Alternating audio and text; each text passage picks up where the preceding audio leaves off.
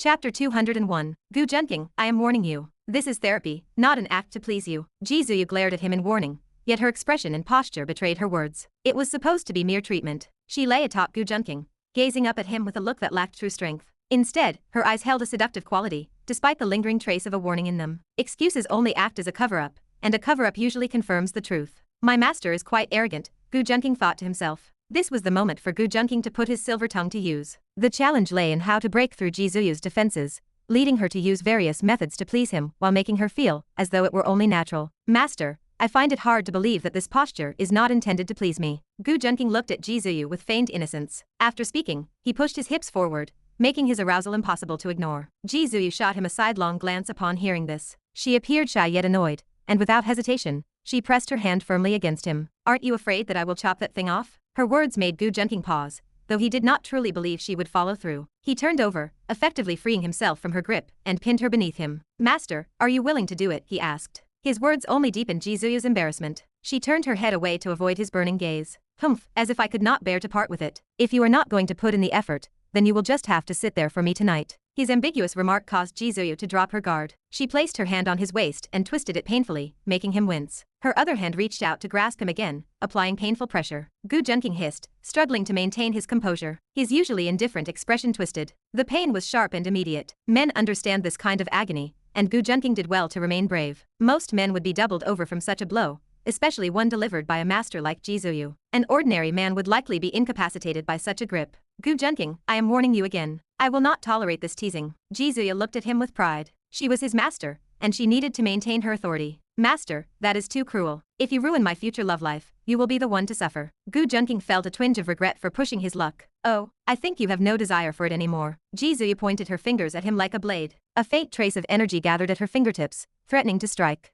Junqing felt his manhood was under direct threat. Master, I was wrong, he pleaded. I vow to never tease you again starting tomorrow. Of course, that was a lie. He had to submit to her demands for the time being. Seeing his repentant attitude, Jizuyu lowered her hand. Junqing immediately seized the opportunity, turning over to pin her beneath him once more. Master, we should find a time to attempt our dual cultivation. Otherwise, how can I hope to treat your injuries completely? The preceding flirting was intended to ease the tension between them. A relationship requires careful maintenance and management. It would not be easy to seduce Jizuyu. She was not like the young girls who were easily swayed. She had protected her virtue for decades, and would not simply throw it away. Junqing trailed his fingertips over her body, tracing her curves with a fiery intensity in his gaze. Jizuyu flushed as his touch lingered on her skin. Having never experienced such intimate contact, she whispered softly, "Another time, please? I am currently indisposed." Jizuyu blushed, feeling a wave of heat surge through her as he touched and caressed her. Junqing was well-versed in these matters and knew exactly how to pace himself. Though he wanted to proceed further, he knew he had to exercise restraint. It was impossible to rush her now. He wanted her to consent before he crossed that final line. For heroines who loved him, he wanted them to give themselves to him willingly. He preferred to wait until the moment was perfect. He enjoyed the process of earning their affection. If he encountered a woman who did not love him, however, he would not mind taking what he wanted. There is only one true path to a woman's heart.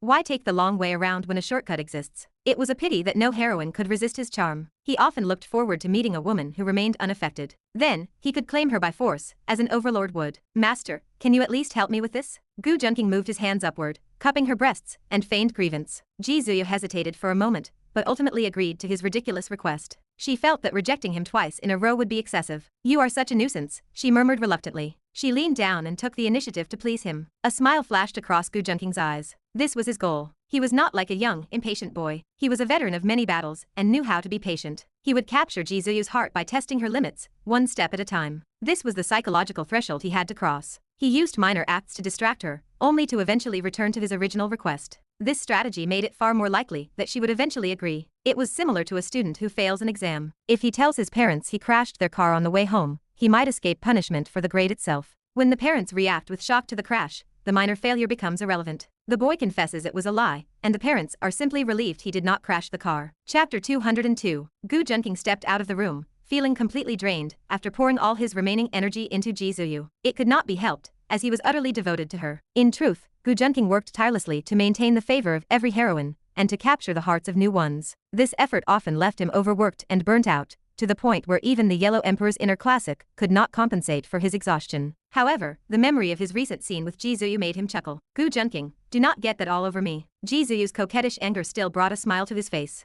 After all, she had completely lost herself in his arms, slowly sinking under his control. After washing up together, Gu Junqing left the room first. Their time in the bathtub had been quite the ordeal, but he had enjoyed it. To be a good disciple, one must naturally remain close to one's teacher. That was only reasonable. As he stepped out, he spotted Lin Qingzu and Shi Hanyan peeking out from Lin Qingzu's room, clearly searching for clues. What are you two doing? Gu Junqing suppressed his footsteps, moving like a ghost behind them before patting them on the shoulders. Oops. Both Lin Qingzu and Shi Hanyan jumped in surprise. Brother Junqing, you are so sneaky. After realizing it was him, the two women calmed down and complained. We were just curious about what your master looks like, as that black robe really caught our attention. Yes, and that mask is so handsome. Brother Junqing, is your master an old man? Their relentless questioning gave Gu Junqing a headache. Curiosity kills the cat, or so the saying goes. Annoyed by their chatter, he picked them up, tossed them onto his shoulders, and carried them into the room. He sat them down in a row on Lin Qingzu's princess bed, just like elementary school students. Then, he began to spin a completely fabricated story. Gu Junqing felt uneasy. He needed to take precautions in case these heroines ever met, ensuring they would not dare to anger Ji Zuyu. If they crossed her, they would not even be worth a snap of her fingers. My master has lived a truly miserable life. Gu Junqing spoke with deep emotion,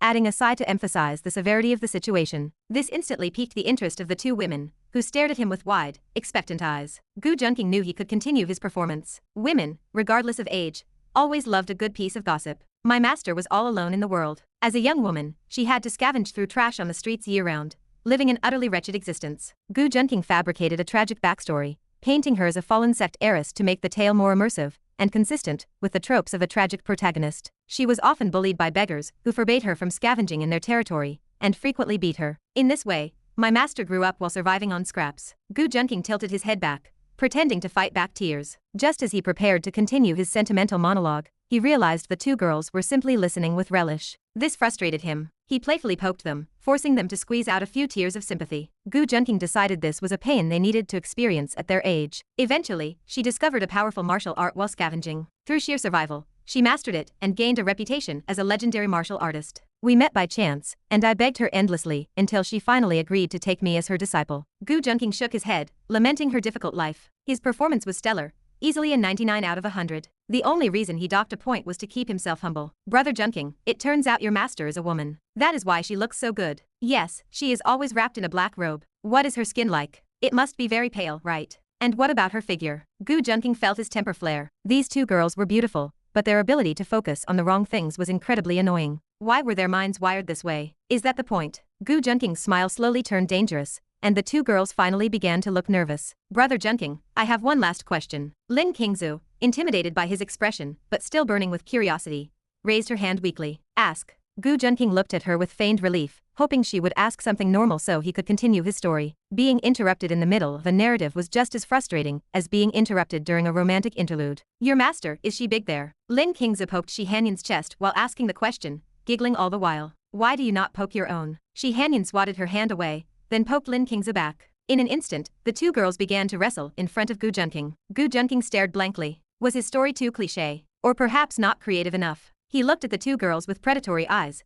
like a wolf watching lambs. Lin Qingzu and Shi Hanyan instantly froze, their playful expressions vanishing as they realized they had crossed a line. Was my story not touching enough that you decided to play around instead? Gu Junqing forced himself to stay calm, fighting the urge to punish them for their insolence. The problem is that your story is too cliché, Brother Junqing. It made us want to sleep. Yes, picking up trash is a trope we stopped watching 10 years ago, Shi Hanyan added with a smug expression. Chapter 203. Yes, Brother Junqing, you cannot tell stories like that. Lin Qingzu interrupted. For example, it is like that story about my brother on the internet forum. Why is his family rich? He then began recounting the story of the post titled, Why is my family rich? The story was titled There is a lot of love, which incites people to tears. If you do not understand the reference, you can search for it online. It is a surprisingly defensive story, even if it is completely fake. It is a story that moved countless anime fans late at night. Even Lin Qingzu and Shi Hanyan were deeply moved by it. As she spoke, she could not help but hug Gu Junqing and cry. Brother, I have saved a lot of money in my secret stash. You do not have to worry about running out of money if you go bankrupt in the future. Then I really thank you. Gu Junqing, who had previously been told by Shi Hanyan that his story was boring and cutting, now had to accept Lin Qingzu's threat of bankruptcy. Gu Junqing felt a little embarrassed. These two were putting knives directly into his heart. And you do not have to worry, daughter-in-law, we do not want any bride price. After Lin Qingzu finished speaking, she added it quietly as if she were afraid of hurting Gu Junking's self-esteem. Gu Junqing was full of questions now. Is this a bit overdone? And why did Gu Junqing feel that they seemed to be looking forward to him going bankrupt? Gu Junqing was left speechless. Do I still want to thank you? Gu Junqing became more and more defensive. When these two little nieces first arrived, they did not even dare to breathe heavily in front of him. Now, even he could be the subject of their jokes. The difference is significant. Of course, Gu Junking's hard work here was inevitable. Because of many intimate encounters, they knew that Gu Junqing would never abandon them. They let their guards down, and were willing to share their innermost thoughts with him. Gu Junqing was quite satisfied with this. He thought that he should contribute more of his time to these two girls. Maybe in the future things will open up even more, such as sleeping together in a big pile. Wait, I am thinking in the wrong direction. Gu Junqing quickly pushed away the thoughts that had started to wander. The task at hand was not to get slept with. No need to thank you, Brother Junqing.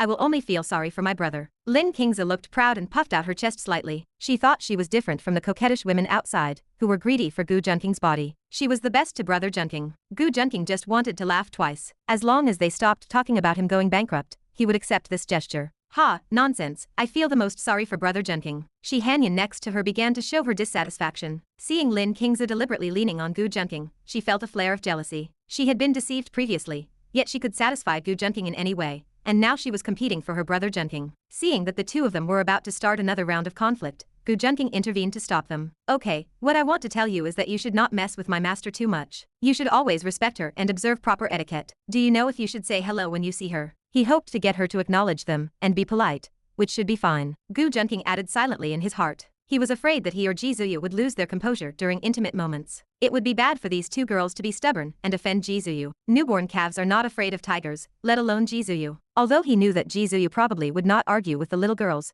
let alone touch them, he did not want to take any chances. A woman's sanity is often destroyed because of a certain man. When a mistress is beaten on the street, there are many women who take the lead. Of course not. We must respect Brother Junking's master. Ji Zuyu and Shi Hanyan stopped fighting under Gu Junking's command and snorted, speaking in unison. It had to be said that beauty remained beauty, even when they were fighting for fun. Gu Junqing watched the quarrel between the two women with some emotion. At this moment, Gu Junqing felt that Ji Zuyu should have finished showering. He comforted the two women, stood up, and walked toward the door. Just as he was walking out, he found Ji Zuyu looking for him. Her eyes lit up slightly. Ji Zuyu was not wearing her black robe. Her hair was still a little damp, and her clothes were clinging to her. The outfit she had changed into was the ancient fairy-style garment prepared for her by Gu Junqing. It resembled the traditional Han clothing from Gu Junking's previous life. Her dark hair was not fully pinned up, but held by a single white jade hairpin that gleamed like snow. Her hair hung softly around her waist, and a white belt accentuated her willow-thin waist against her full figure. Her small face looked even more beautiful and refined, set off by the elegant white skirt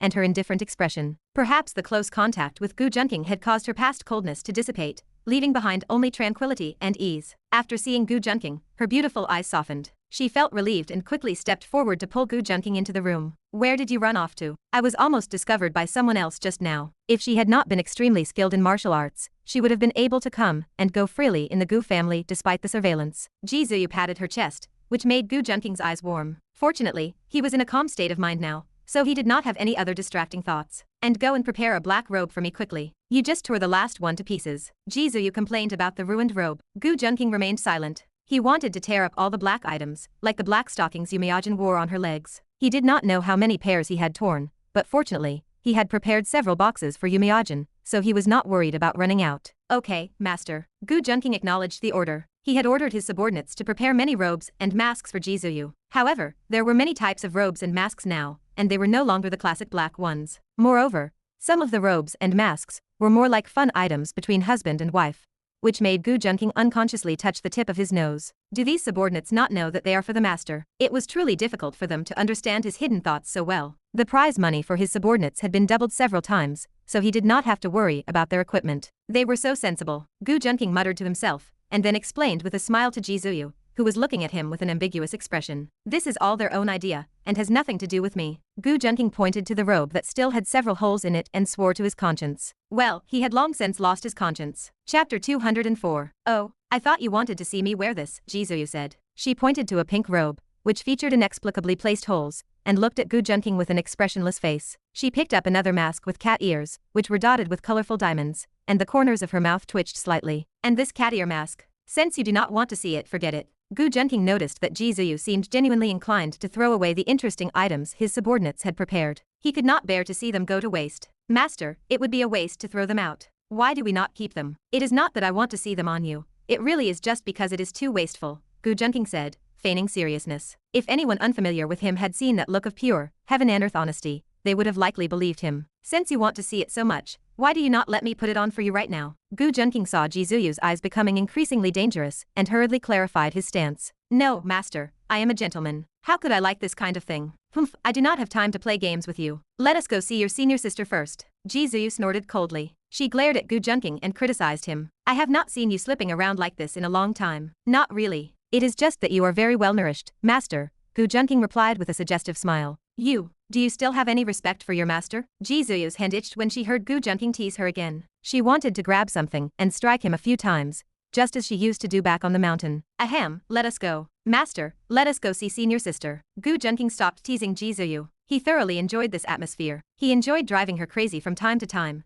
teasing her and watching his master blush. It was immensely satisfying. He truly was a disciple who delighted in leading his master astray. But my disciple, your family background is so prominent. Why did you not mention it at the beginning? Jizuyu asked as she turned to face Gu Junqing. She had wanted to ask earlier, but the joy of seeing him had clouded her mind and she had forgotten. That is because I was afraid you would refuse to take me as your disciple. I put in a lot of effort just to beg you to accept me, Gu Junqing said with a smile. If it were not for the fact that the techniques were truly useful, he would have gladly spent all his money. Sure enough, using resources to advance was still effective. Is that so? Why do I feel like you have ulterior motives? Did you already know I was there, so you deliberately found a tiger to scratch you? Jizuyu looked at Gu Junqing with deep suspicion, her eyes full of disbelief. She did not believe such a coincidence was possible. Do not even think about quibbling. Is the tiger you have at home not the same one that scratched you? I still do not believe that you could really tell at a glance that I was a woman. Jizuyu spoke first to cut off his excuses before he could try to lie again. Unfortunately, his master had recognized him. A trace of stiffness appeared on Gu Junqing's smiling face. Should not all tigers be roughly the same size? How did Jizuyu manage to recognize this specific one? Even if he had not known her identity beforehand, he could have used his golden eyes to see through the disguise beneath her mask. Master, I went up the mountain to catch it for revenge. I saw that it looked pitiful, so I did not kill it, and raised it at home instead. As for whether it was premeditated, I just want to say thank God. I am lucky to have met such a beautiful and powerful master in this lifetime. No matter what, I will always thank God for letting me meet you. The sun sets and the moon rises, and even while counting the stars, I will always only have you in my heart. He added silently in his heart, along with the other heroines. Gu Junqing held Jizuyu's small hand, and looked into her moving eyes with an affectionate gaze. Jizuyu had lived in the mountains and forests for a long time, so how could she have ever heard such romantic words before? Her face blushed instantly, and she felt her heart flutter. Her disciple actually liked her that much. Gu Junqing was relieved to see Jizuyu's reaction. He knew his sweet words were like sugar-coated shells. An elegant woman like his master would definitely not be able to withstand them. While a girl who spent every day surfing the internet might call it cheesy, it had a profound effect on a woman like Jizuyu, who did not spend her time online. System alert: the host has stirred the heart of the heroine Jizuyu. Villain points rewarded, 2000. Fine, I will believe you for now, Jizuyu said with a serious nod. She then turned her head away to hide her rosy, beautiful face, lest Gu Junqing become too proud. Gu Junqing maintained a smile while feeling anxious inside. This trick was quite easy to use and could be utilized commonly in the future. In truth, he had just been experimenting. If the sweet talk had been useless, he would have had to resort to other means to silence her. Gu Junqing waited for Jizuyu to finish dressing. Jizuyu picked out a few robes and masks that she deemed acceptable, put them on, and walked out of the bathroom. Gu Junqing looked at the remaining robes and sighed. It was a pity, and he did not know if he would ever see her wear them in the future. Despite her deep affection for Gu Junqing, she was not the type to wear such revealing clothes. The materials were indeed tempting. Wearing them would be as revealing as an apron. Gu Junqing could not help but imagine Jizuyu in such attire. Okay, let us go, Jizuyu said. She looked at Gu Junqing and wondered what he was thinking about, as he seemed to be staring at those revealing clothes with regret. This made Jizuyu feel ashamed. She could not help but feel that Gu Junqing was fantasizing about how she would look in those garments. Gu Junqing and Jizuyu were taking the elevator downstairs when they found several people waiting in the living room. It was Gu Junqing's father, Gu Junxiang, and his mother, Xie Ying. When they heard that Gu Junqing's master was coming, they naturally wanted to see who this person was and what abilities she possessed. Qinger, why do you not introduce your master? Xie Ying asked. She did not know why, but she vaguely felt that she and Gu Junqing's master were at odds. She had an inexplicable feeling, akin to a woman's sixth sense. She had an intuition that Gu Junqing's master intended to take her son away. Gu Junqing would have been shocked if he knew what Xie Ying was thinking. It was truly outrageous. Was this the feeling of mutual animosity between a mother-in-law and a daughter-in-law? It was, after all, the most difficult of all relationships to navigate since ancient times. Chapter 205. Even Xie Ying did not know why she suddenly felt such hostility. Gu Junqing looked at his wife in confusion. While his wife was not always the picture of perfect virtue, she was generally considered a refined lady, who treated others with kindness. Even he could tell that Xie Ying's attitude today was unusually harsh. Gu Junqing wiped the sweat from his brow. He suddenly recalled a joke from his previous life. A man brought 3 girlfriends home, and all 3 were well behaved, helping his mother with her chores. When the women were about to leave, the mother grabbed her son and pointed to one, declaring she must be her daughter-in-law. When asked how she knew, the mother replied that it was because she hated her the most. Gu Junqing stayed silent. Did the tension between a mother-in-law and a daughter-in-law really stem from some strange, primal instinct? It really should not be like that. Ji Zuyu also frowned, feeling bewildered. Logically, as Gu Junqing's master, she should not have encountered such treatment. Well, what is going on with you? Ji Zuyu spoke patiently. After all, this was Gu Junqing's mother, and she did not want to cause a scene. Even though Xie Ying was being difficult, she did not want to make things awkward for Gu Junqing. Gu Junqing frowned, his head aching. He had been satisfied with the romantic conflict between his heroines, but he had completely forgotten about the potential for friction between his mother and his woman. He searched his mind for a solution, but none came to him. Most protagonists are orphans, so they never have to deal with family dynamics. Gu Junqing signaled to Xie Ying with his eyes, silently telling her to compose herself. Xie Ying, who came from a prominent family, understood his meaning and apologized to Ji Zuyu. I am sorry I was rude. Xie Ying offered a gracious apology. Gu Junqing breathed a sigh of relief. His mother was quick to apologize, and his master was equally accommodating. It is okay. Ji Zuyu shook her head, though the mask she wore made it impossible to see her expression. Xie Ying spoke to Ji Zuyu with newfound warmth, and Gu Junqing was left speechless by the sudden shift in mood. He walked over to his father to ask why they had come in the first place. Actually, we just wanted to meet your master and see the person who made you so powerful. Gu Junqing smiled, stroking his beard. How did you know my master was coming? Gu Junqing asked. He wondered if there was a traitor in the house, as only the 2 little nieces were aware of Ji Zuyu's arrival. That little girl, Kingzo, told us. You are truly ignorant, as you should have invited your master to sit down immediately upon her arrival. Gu Junqing looked at him with a mixture of reproach and concern. He only knew a fraction of what Gu Junqing was involved in, but he had always given his son complete support. There were few mentions of this master in the past. They had never met her, only knowing that Gu Junqing held her in high regard and learned martial arts from her. Gu Junqing could not explain that most of his strength came from his system, as no one would believe him. Whenever Gu Junqing performed a shocking feat, he attributed it to his master, which naturally made his parents curious about Ji Zuyu's identity. He had no other choice. That little traitor, Lin Kingzo, had caused him so much trouble. He would have to deal with her later. Xie Ying and Ji Zuyu were soon deep in conversation. Putting aside the initial tension, they found they had similar temperaments. Gu Junqing felt a sense of relief. Fortunately, his mother was quite open-minded. She held respect for Ji Zuyu, and the feeling was mutual. Since Ji Zuyu liked Gu Junqing, she would not flaunt her status as his master in front of his family. She lowered her posture slightly, which pleased Xie Ying. Master Zhu, would you be willing to take off your mask and show us your face? Don't worry, we mean no harm, as we are just curious to see what Gu Junqing's master looks like. Would that be convenient for you? Once Xie Ying felt familiar with Ji Zuyu, she asked the question like a sister gossiping. Gossip was a common human trait, and even someone of Xie Ying's status was not immune to curiosity. Gu Junqing felt helpless. Why did he forget about Xie Ying's temperament? Her earlier hostility was suspicious, but this was just her usual gossiping habit. Gu Junqing looked at his wife with doting affection. He had never been able to refuse her. Even after half a lifetime together, he wanted to spoil her like a child.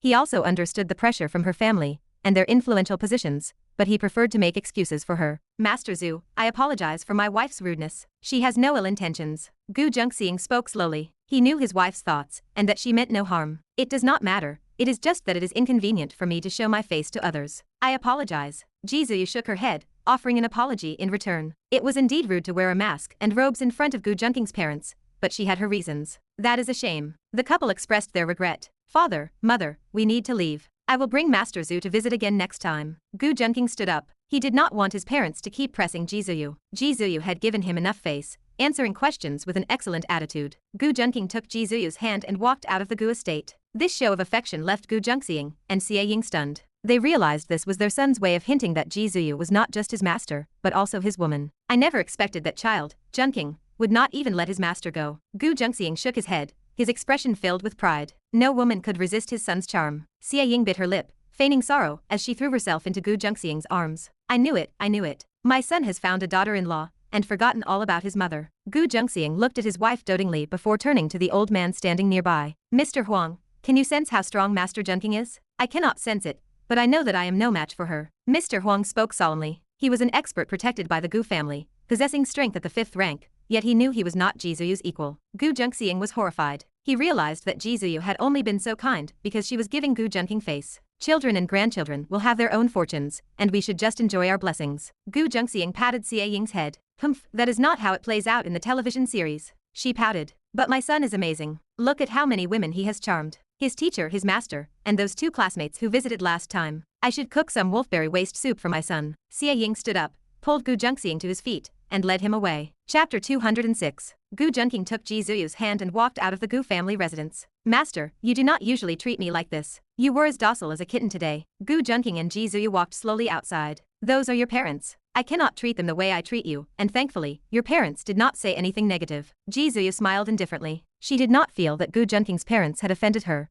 but she was sorry that she could not show them her true face. Gu Junqing hugged Jisuyu with a look of distress. I will make sure you do not have to suffer for another day wearing that mask. Gu Junqing's eyes gradually sharpened. The protagonist of that invincible story was waiting for him. I believe your talent has already surpassed his, Jisuyu warned. However, his cultivation has progressed much further than yours, so you must be careful not to reveal too much of your skill. Gu Junqing smirked at her concern. He was not as impulsive as she thought, and his current strength far exceeded her imagination. Furthermore, he still had many villains whose values had not been redeemed. He planned to make a big move, and his strength would undergo an earth-shattering change by then. Gu Junqing clearly understood that the woman beside him was not a robot or a non-player character. She was a woman who loved him deeply. Their feelings were not cold machine numbers, and she would laugh or cry because of his actions. He could not let these women down. He was willing to give these lonely heroines a home. Gu Junqing touched his chin and wondered if this home would eventually become too large. He added a few thoughts to himself, just in case he could not control the battlefield of his various romantic interests in the future. One person, one home. There were not many heroines yet, and he was already exhausted by a few of them. If he hid more later, would he even be able to function as a human being? Although Gu Junqing had always taken the legendary figure Dao as his spiritual benchmark,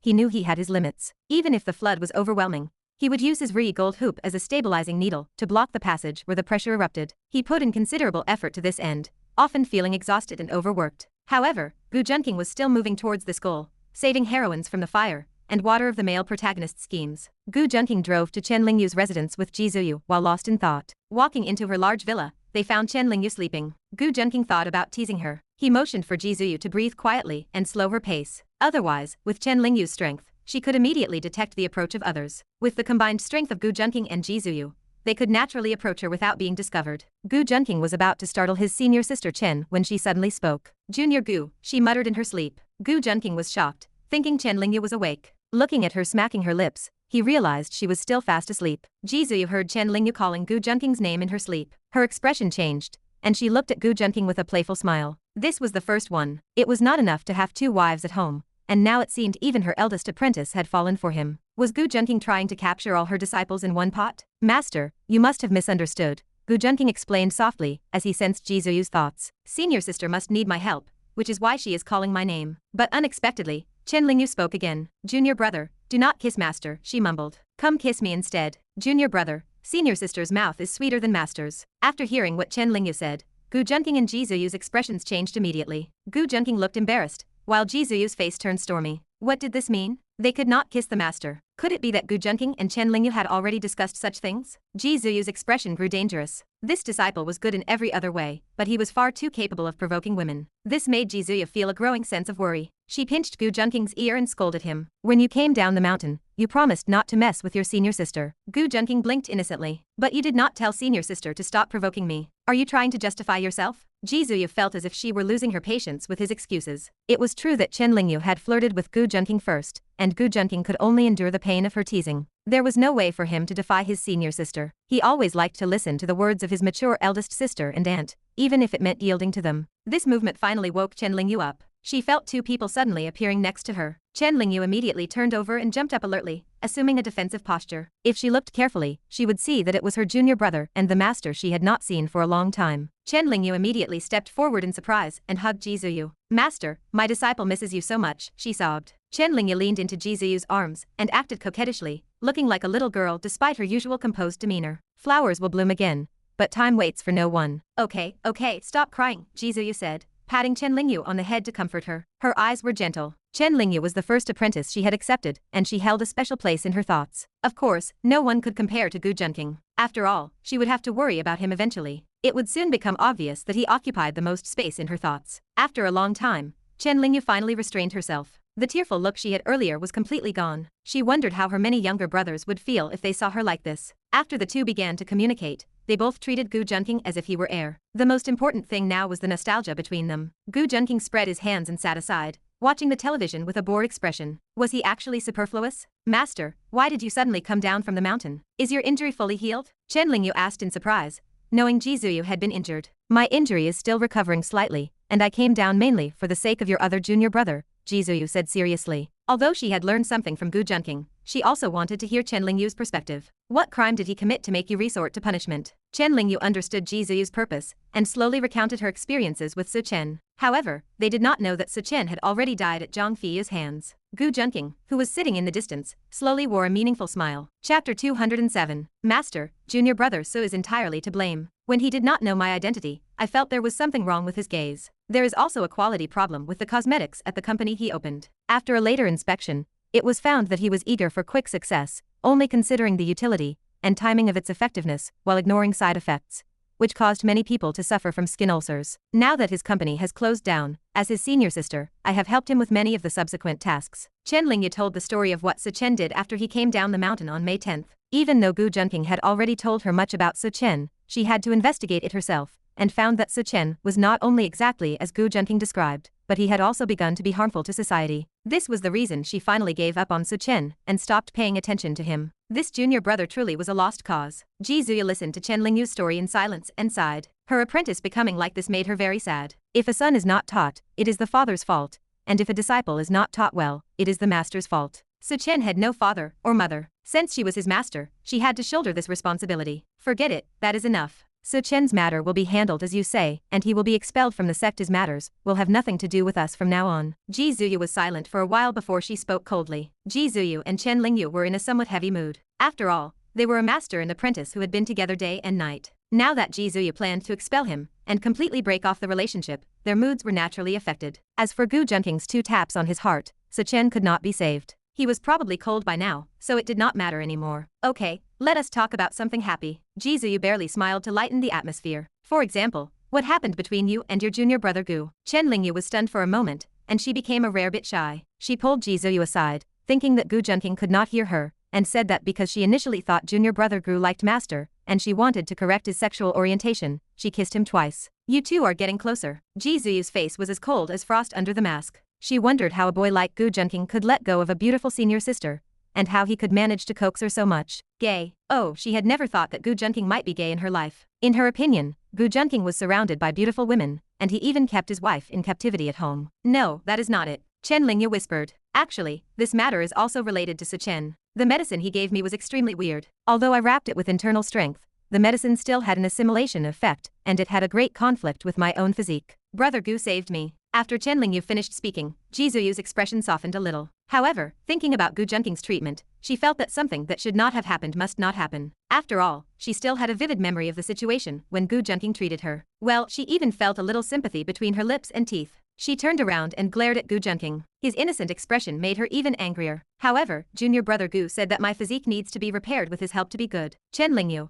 who had always been carefree, was still a little shy when talking to Jizuyu. It was like when you are watching a movie and are suddenly broken in on by your parents, and they find you during an intimate moment. Oh, Jizuyu felt that it was not beyond her expectations at all, and this was what Gu Junqing, a little thief, had told her. Jizuyu held Chen Lingyu's wrist and took a pulse for her. She found that Chen Lingyu did have a strange constitution. As for whether it could change a person's temperament, she could not tell. I cannot help you with your problem. It seems that you can only trust your junior brother Gu. Jizuyu joked, but the slight bit of jealousy in her words still made Chen Lingyu hear it. Master, do you not really like junior brother Gu too? Chen Lingyu's blonde hair was extremely eye-catching in the sun, making people want to immerse themselves in this peaceful and beautiful atmosphere. How could that be? What are you thinking about, you little silly girl? Jizuyu knocked on Chen Lingyu's head, feeling a little jealous of her apprentice, and told herself she did not want to be a human being at that moment. She wanted to roar out that she was no longer a human being. Chen Lingyu was beaten by Jizuyu, and she smiled a little silly, feeling a little nostalgic. If her subordinates knew about this look, they would probably cry to see their boss become so gentle. Gu Junqing also wiped his sweat. He had never imagined this scene, but he wondered how long Jizuyu planned to wear this disguise in front of Chen Lingyu. A smile gradually appeared in Gu Junqing's eyes, and he was also thinking whether he should remind Chen Lingyu that Ji Zuyu was actually a woman. It should be fun then. Letting Chen Lingyu know that he and Ji Zuyu also had some wonderful relationships, and letting her know whether it would be interesting if she and Ji Zuyu were both master and apprentice and sisters, would be amusing. However, this still had to be done slowly. It was best to win over both Ji Zuyu and Chen Lingyu before he could slowly reveal their identities. Otherwise, Gu Junqing would be a little worried that he had overplayed his hand. They were deeply in love with their master and apprentice, and they might all be humble. If someone left to avoid conflict, Gu Junqing would be embarrassed. He planned to leave the heroines alone. Moreover, the female master and senior sister were both on his couch. No matter how much they thought or were stimulated, Gu Junqing showed a mysterious smile. Others have mother and daughter flowers, and he has master and apprentice flowers, which seem to be similar. Let us go to Su Chen's place first. Since we want to drive him out of the master's school, we must also let him die. Gu Junqing stood up and interrupted the conversation between the master and apprentice. If the conversation continued, Zhang Feiyi would dispose of the body and run away for him. Zhang Feiyi's luck was almost over, so he did not want Zhang Feiyi to survive in the world anymore. It would be more appropriate for Ji Zuyu or Chen Lingyu to do it themselves. It would not be eaten back by Zhang Feiyi's remaining luck, but it could also lower the heroine's luck and make them less attractive to the male protagonist. Otherwise, the heroine's luck would be equivalent to meat buns, causing the male protagonist to flock to her. Since he could reduce the chance of wearing a hat, he could be happy. Okay, then let us go find Su Chen first and talk about the rest of the matter in the future. Ji Zuyu pondered for a moment and decided to make a decision. Gu Junqing and his 3 daughters walked out of Chen Lingyu's villa with a smile. Gu Junqing looked back at the television. The television showed the score of the team winning 3-1. After thinking about it, he wondered if his own industry should enter the esports industry. Also, were there any protagonists of esports games? It was all unknown. Chapter 208. Zhang Feiyi was busy packing up and disposing of Su Chen's body, but his mood was chaotic. The initial joy and shock had faded, leaving behind only bursts of panic. Although he was not weak and had reached the 3rd rank, he had seen the skills of Gu Junqing and his master. He knew now that his current strength was insufficient. The gap between them was impossible to bridge. He still remembered the demon-like aura Gu Junqing projected, and just seeing him was enough to shatter his confidence to fight back. Killing was a serious matter in the modern world, and the state would never allow a murderer to go unpunished. Zhang Feiyi's mind was a mess, and he could not understand why he had been evil enough to kill Su Chen. Most importantly, he had followed the system's instructions and played Su Chen to his death, yet he had received no reward. He had even lost the reputation points he needed to exchange for a restoration pill. He did not know how to accumulate enough points now. If he could not restore his standing, then so be it. Zhang Feiyi thought with a gloomy expression, and finally glanced at Su Chen's body, with a flash of pleasure. He felt that even if he did not recover his points, he could find ways to toy with others. Suddenly, he thought of Gu Junqing's handsome, ethereal face, and a trace of greed and malice flashed through his eyes. If he could toy with Gu Junqing, he would find revenge and satisfaction, but the man's strength was an obstacle. Zhang Feiyi considered the difficulty of torturing Gu Junqing, and decided that retreat was the best option. He planned to wait until his strength reached its peak before seeking revenge against Gu Junqing. After experiencing these ups and downs, Zhang Feiyi was no longer the foolish boy he had once pretended to be. He felt as if he had slipped from heaven into the abyss. The system pinged, notifying him that the host had caused the protagonist Zhang Feiyi to change significantly, depriving him of 500 points of luck. Another notification followed, stating the host had changed the plot and earned a reward of 50,000 villain points. Gu Junqing smiled to himself. Zhang Feiyi, the sheep, had obediently offered his wool. A sports car sped down the road toward Zhang Feiyi's current location. The hunter had cast a wide net, and the prey was still lost in his own dreams. Zhang Feiyi looked at Su Chen's corpse with a cloudy face, unsure of how to proceed. After hesitating for a moment, he picked up his phone and called the high-ranking official, who had taken a liking to him and wanted to introduce him to the military region. "Hello, is this Bureau Chen? I have something to ask you," Zhang Feiyi said. "Hello, Xia Zhang. What do you want to say? Do not forget the revenge afterwards," Bureau Chen replied with a laugh that made Zhang Feiyi tighten his grip on the phone. He had let Bureau Chen have his way last time, so he knew what the man wanted. "Of course I will not forget, Bureau Chen. I will satisfy you next time," Zhang Feiyi said. He had completely lost all sense of shame. His body was already ruined, so a little more humiliation did not matter. He believed that he could not possibly lose to Gu Junqing if he kept moving forward. "Haha, okay. Let us do this, and we will meet at the old place tomorrow night," Bureau Chen said with an obscene tone. It was not the first time he had done this. He made a habit of placing people with specific skills into the military or other positions, and then used this method to control them. Because of this, he climbed the ranks quickly and secured his status. The people he controlled became his safety net. If he were to fall, the leverage he held over them would be exposed, so those who rose through his hand would do anything to keep him in power. Bureau Chen laughed, feeling his method was foolproof. Before hanging up, Bureau Chen hugged the blonde beauty next to him to practice his foreign language. He loved the sound of others listening in while he acted, as it gave him a special thrill. Suddenly, a crowd of important officials and law enforcement officers swarmed into Bureau Chen's office. The leader was Ling Xuanja, who marched up to Bureau Chen with a heroic air. Bureau Chen, come with us, she commanded. Bureau Chen was stunned and quickly grabbed a quilt to cover himself, trying to hide his face. What are you doing? Who is Bureau Chen? You broke into a private residence, and I can sue you. Ling Xuanja was unimpressed. Really, we know exactly who you are, Bureau Chen. Do you think we would not recognize you in the age of the internet? She was impatient and saw him trying to resist. Did he think that they would arrest the wrong person? Why are you arresting me? I am just learning a foreign language, Bureau Chen said, beginning to panic. He did not know how he had been exposed. Ling Xuanja walked around the luxurious room, noting the expensive antiques and furs. Bureau Chen, you spend a lot on this house. It seems you have been embezzling public funds for many years, she noted. Learning a foreign language. Your foreign language teacher is quite dedicated, she mocked. He was already facing ruin, yet he was still trying to argue. Don't come over. I want to hire a lawyer, Bureau Chen pleaded. He began to panic as he watched Ling Xuanja walk closer with a pair of handcuffs. You want to hire a lawyer? I told you that someone invited Zhang San specifically to prevent you from using that trick. No lawyer is willing to defend you, as they are all afraid of being dragged down by Zhang San.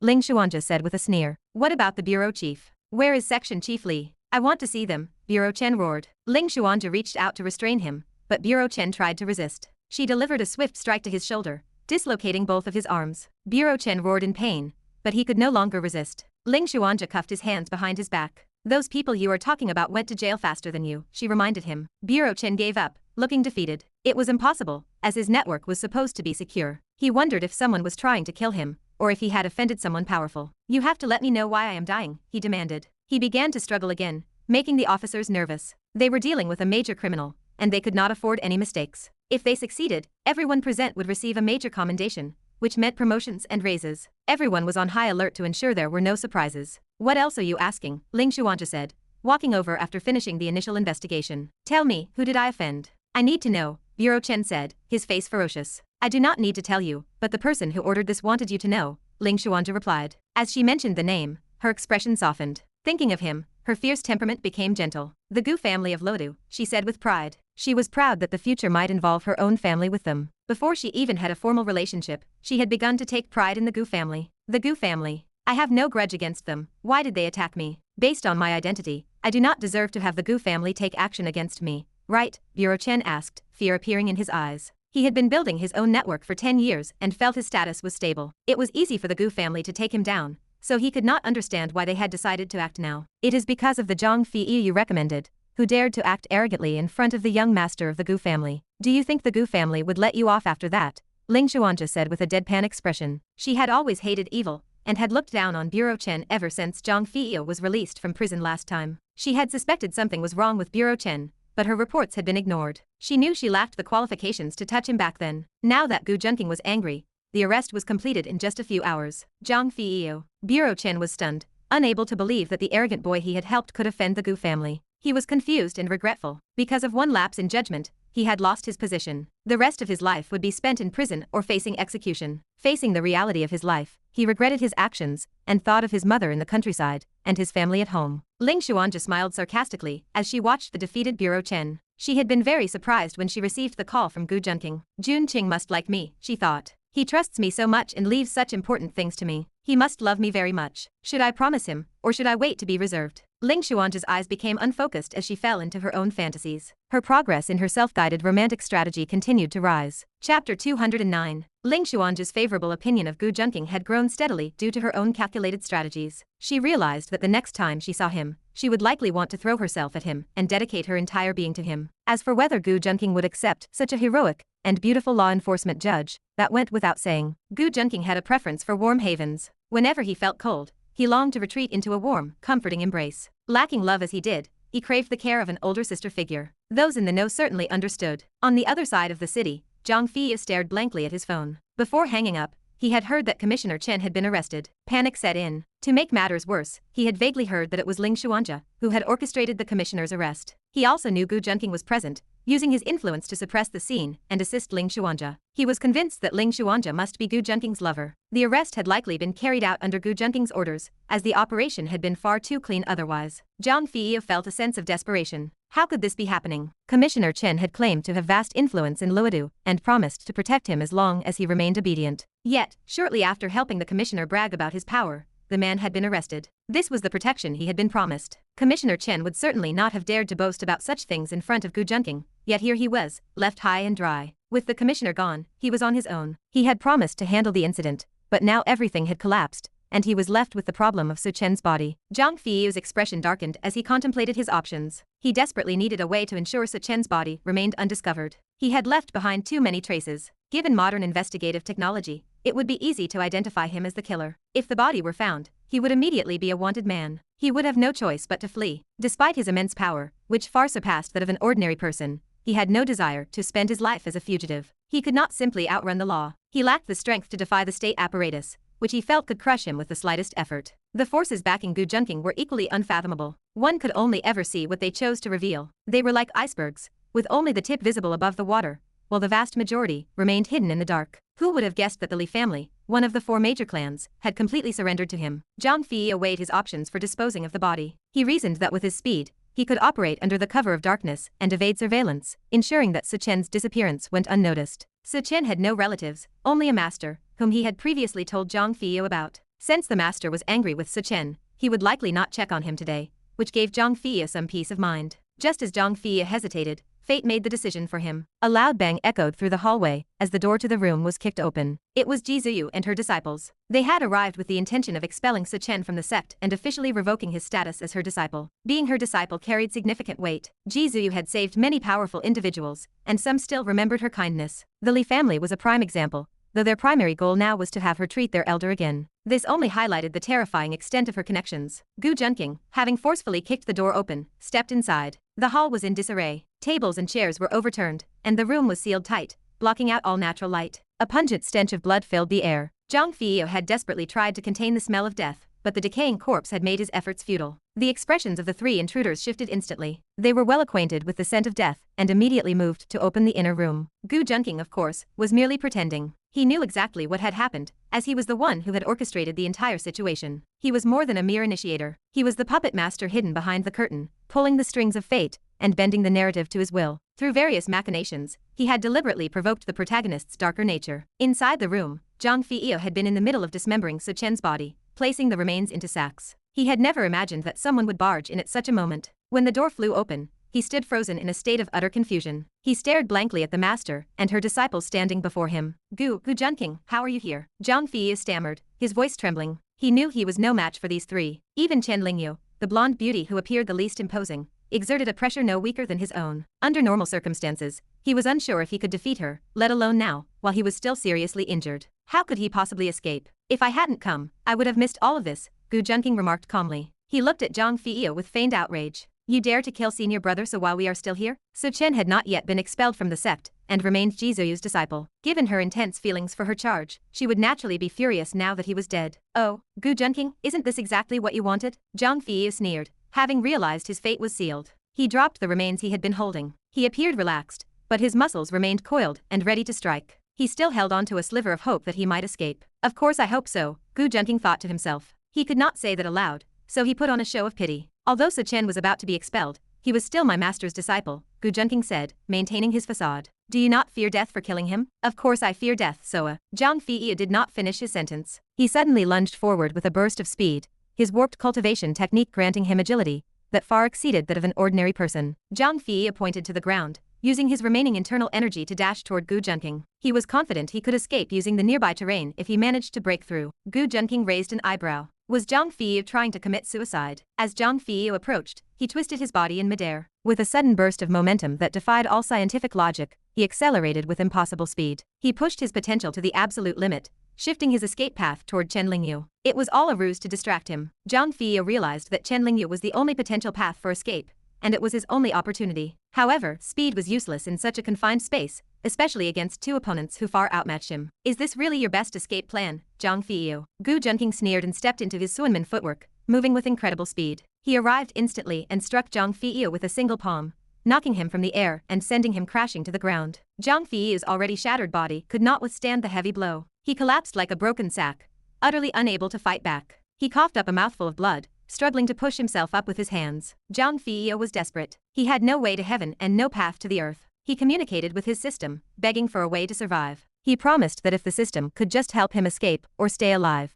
he would fulfill any order it gave him in the future. He was still relying on his system, but with his benefactor Chen Bureau collapsed and his body critically injured, he was unable to recover on his own. He felt unwilling to accept this fate. He had always been successful, turning bad luck into good fortune. This time, however, the situation was different. He was unaware that his protagonist aura had faded, leaving behind only remnants of luck that were no longer enough to save him. Ding. System update initiated. Host luck extraction in progress. Ding. Host luck levels are too low to sustain the system. Initiating automatic unbinding. Ding. Unbinding procedure started. Progress at 1%, 2%, 5%, 100%. Ding. Release successful. System has departed from the host. Zhang Feiyo was bewildered by the series of prompts. Had the system just abandoned him? Was he being sold out? He could not figure out how he had lost his luck and fallen to this point. Like a stray dog, he sat on the ground with a numb mind. Gu Junqing sensed a strange energy wave leaving Zhang Feiyo. While others could not feel it, Gu Junqing, who was also a system host, could detect the fluctuation. He wondered if Zhang Feiyo's system was separating from his body. He believed in the law of the jungle, where the strong preyed upon the weak. If his own system could devour the other, it would surely grow stronger. It would become nourishment for his rise. Ding.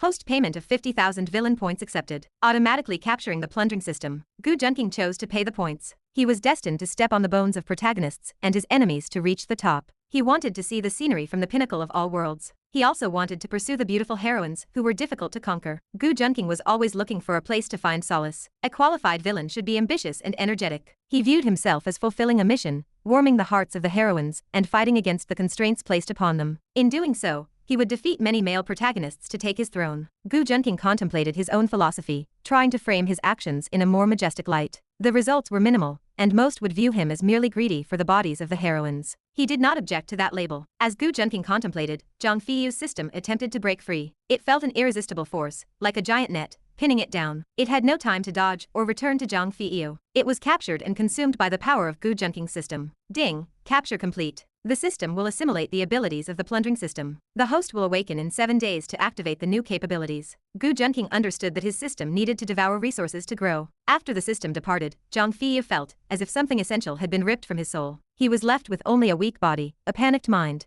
and the hollow sensation of having been completely emptied out. Chapter 210. I did not expect Zhang Feiyo to be so fast. I did not even have time to react. After Zhang Feiyo rushed past, Chen Lingyu patted her chest, her heart still racing with fear. Gu Junqing, that crafty rascal, had no intention of missing this opportunity. He wanted to tell Chen Lingyu that he would gladly take the pictures himself, fearing that she might take poor ones. However, with Ji Zuyu nearby, he dared not tease his senior sister openly, even though he desperately wanted to tease his master as well. He was a rebellious disciple, and she was his peer. His speed is indeed superior to his peers, likely due to his techniques. Ji Zuyu nodded in approval. Gu Junqing remained unconcerned. Every protagonist excelled in some way, whether through strength, knowledge, or other attributes. Zhang Feiyo only held an advantage in speed. If he faced a protagonist capable of fighting across a dozen cultivation realms, everyone would be forced to kneel. Gu Junqing disregarded the matter. Master, senior brother Su Chen has been killed by Zhang Feiyo. What should we do now? Chen Lingyu felt repulsed by Zhang Feiyo's actions. Having seen Su Chen's body slashed everywhere, even Chen Lingyu,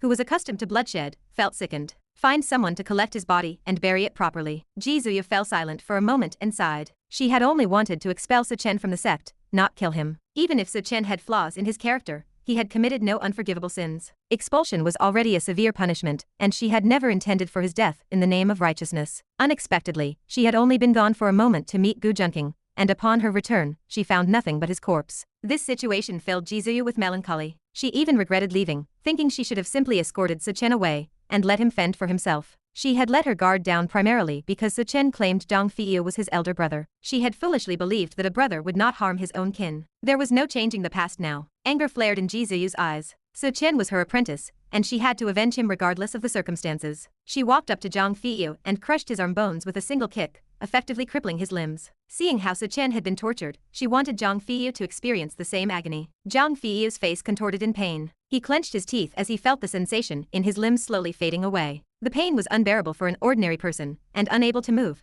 he could only weep as tears streamed down his face. Ji Zuyu did not harbor such perverse desires for torture. Just as Zhang Feiyo was on the verge of death, Gu Junqing stopped her. Master, I have a better way to deal with him. Gu Junqing wore a sorrowful expression, effectively mimicking grief for his fallen senior brother. What can you do? Ji Zuyu frowned, wondering if there was a better alternative than execution. Master, you should not dirty your hands with this. I can send him to a place where he can suffer the consequences of his actions. It would be a fitting revenge for junior brother Su. Gu Junqing sighed, feigning a desire to avenge Su Chen. Chen Lingyu looked at Gu Junqing with contempt. She had seen how Gu Junqing and Su Chen interacted, and they were natural enemies, who could not stand each other. She did not believe for a second that Gu Junqing was grieving for Su Chen. She figured he would be lucky if he did not laugh out loud. Gu Junqing seized a moment when Ji Zuya was distracted to glare at Chen Ningyu. His look pleaded with her to maintain his cover. She thought about how talented he was at acting, while worrying that he only wanted to get close to the master. They exchanged silent glances before quickly looking away as Ji Zuya returned her attention to them. Ji Zuya remained oblivious to the undercurrents between the two. I will leave it to you then. I do not need to know the details.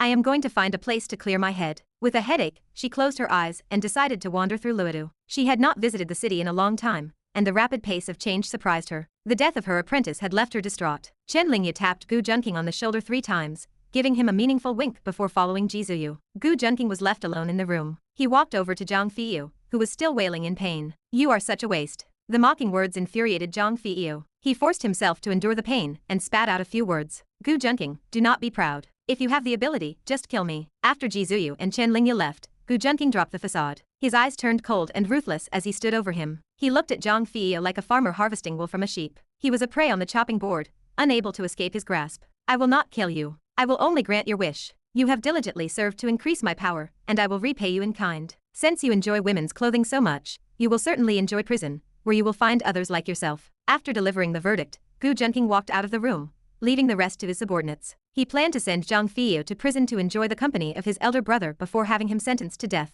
This would keep his own hands clean while earning him favor with the authorities. He had decided to copy another villain's tactic of letting the law do his dirty work. He would pair Zhang Feiyu with Lin Tian to relieve the pressure on Lin Tian. He had heard that Lin Tian had been hospitalized several times by his own cellmates. Although Zhang Feiyu liked women's clothing, he hated being dominated by others. If he was a man who acted like a strongman, this torture would be the most severe. This was a form of mental torment that transcended physical pain. Chapter 211. Gu Junqing ignored the curses echoing from behind him. His eyes remained calm, for he saw Zhang Feiyu as nothing more than an incompetent, furious waste. After stepping out of the room, he pondered the signals Chen Ningyu had sent him. He wondered about the significance of her patting his shoulder 3 times. He was initially unsure if there was a deeper meaning to her actions. However, her wink before leaving suggested she was certain there was a secret behind them. He spent some time turning the thought over in his mind, but ultimately came up with nothing. With 2 protagonists taken care of in quick succession, Gu Junqing felt a sudden sense of emptiness. He experienced a loneliness as profound as falling snow. Consequently, he drove toward the home of Yumiajin. It was evening, so Yumiajin would have already returned home. Feeling hollow and cold, he naturally sought out Teacher Yu to warm himself. He recalled a lewd joke boys often told girls during the winter, about borrowing a place to warm up a certain part of their anatomy. Driving to the base of her building, he channeled his inner Casanova, and began climbing toward her window. A large balcony sat outside her room, and thanks to his impressive skills, he easily scaled a height that would have been impossible for an ordinary person. He stood on the balcony and watched her write. He surmised that she was either penning a private diary entry or grading student homework. He was no stranger to private diaries himself. Such things were best written at night, when uncertainty clouded the mind. A smile tugged at his lips as he recalled the contents of her diary. It was amusing to read her private thoughts detailing how deeply she liked him. He called her, intending to surprise her by asking what Teacher Yu was doing. It would have been a wasted opportunity not to give her a fright. Yumiajin saw his name on the screen, stood up, and jumped with joy. She spoke into the phone, claiming he was heartless for ignoring her for so long. Her voice betrayed her true happiness, even as she accused him of having no conscience. It appeared she was putting on a haughty act once more. Yet, the moment she received a call from her sweetheart, she behaved like a giddy schoolgirl. They say men never truly grow up,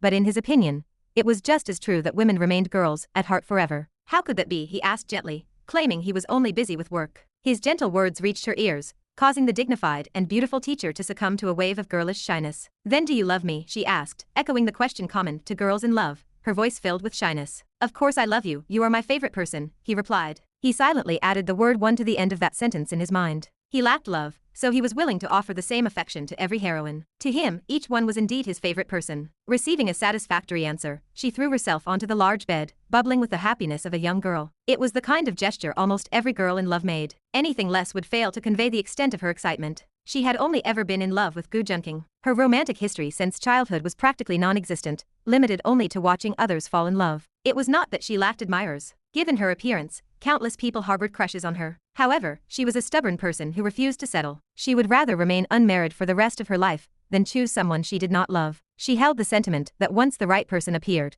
everyone else became insignificant. and she refused to compromise. That was why she fell for some of his lies. Even a ghost would struggle to believe some of the things he said. Perhaps that was a poor comparison, as it insulted the intelligence of ghosts. It would be more accurate to say that even a dog would not believe him. Yet, there was truth in his words. He truly did take every heroine to heart. This could be considered a form of love, though it leaned more toward responsibility. Once you have held their hands, you must treat them well. Humph, your answer was correct, but do not be proud, she said. I am still not happy. Her voice came through the phone, causing him to sigh. The saying that love reduces a woman's intelligence was proving to be true. Look at her, a tall woman and a teacher at a prestigious high school, yet she was intoxicated by his sweet words. Such easily debunked lines worked on her. Even if he could not see her, he could hear the happiness in her voice, let alone seeing her with his own eyes. He watched her roll back and forth on the bed like a caterpillar, her smile brighter than usual. Of course, how could our teacher you be satisfied with just one sentence, he teased. It should be me who is happy because of your words. His response only delighted her further. Just know that, she replied. What did you call me for, you busy man?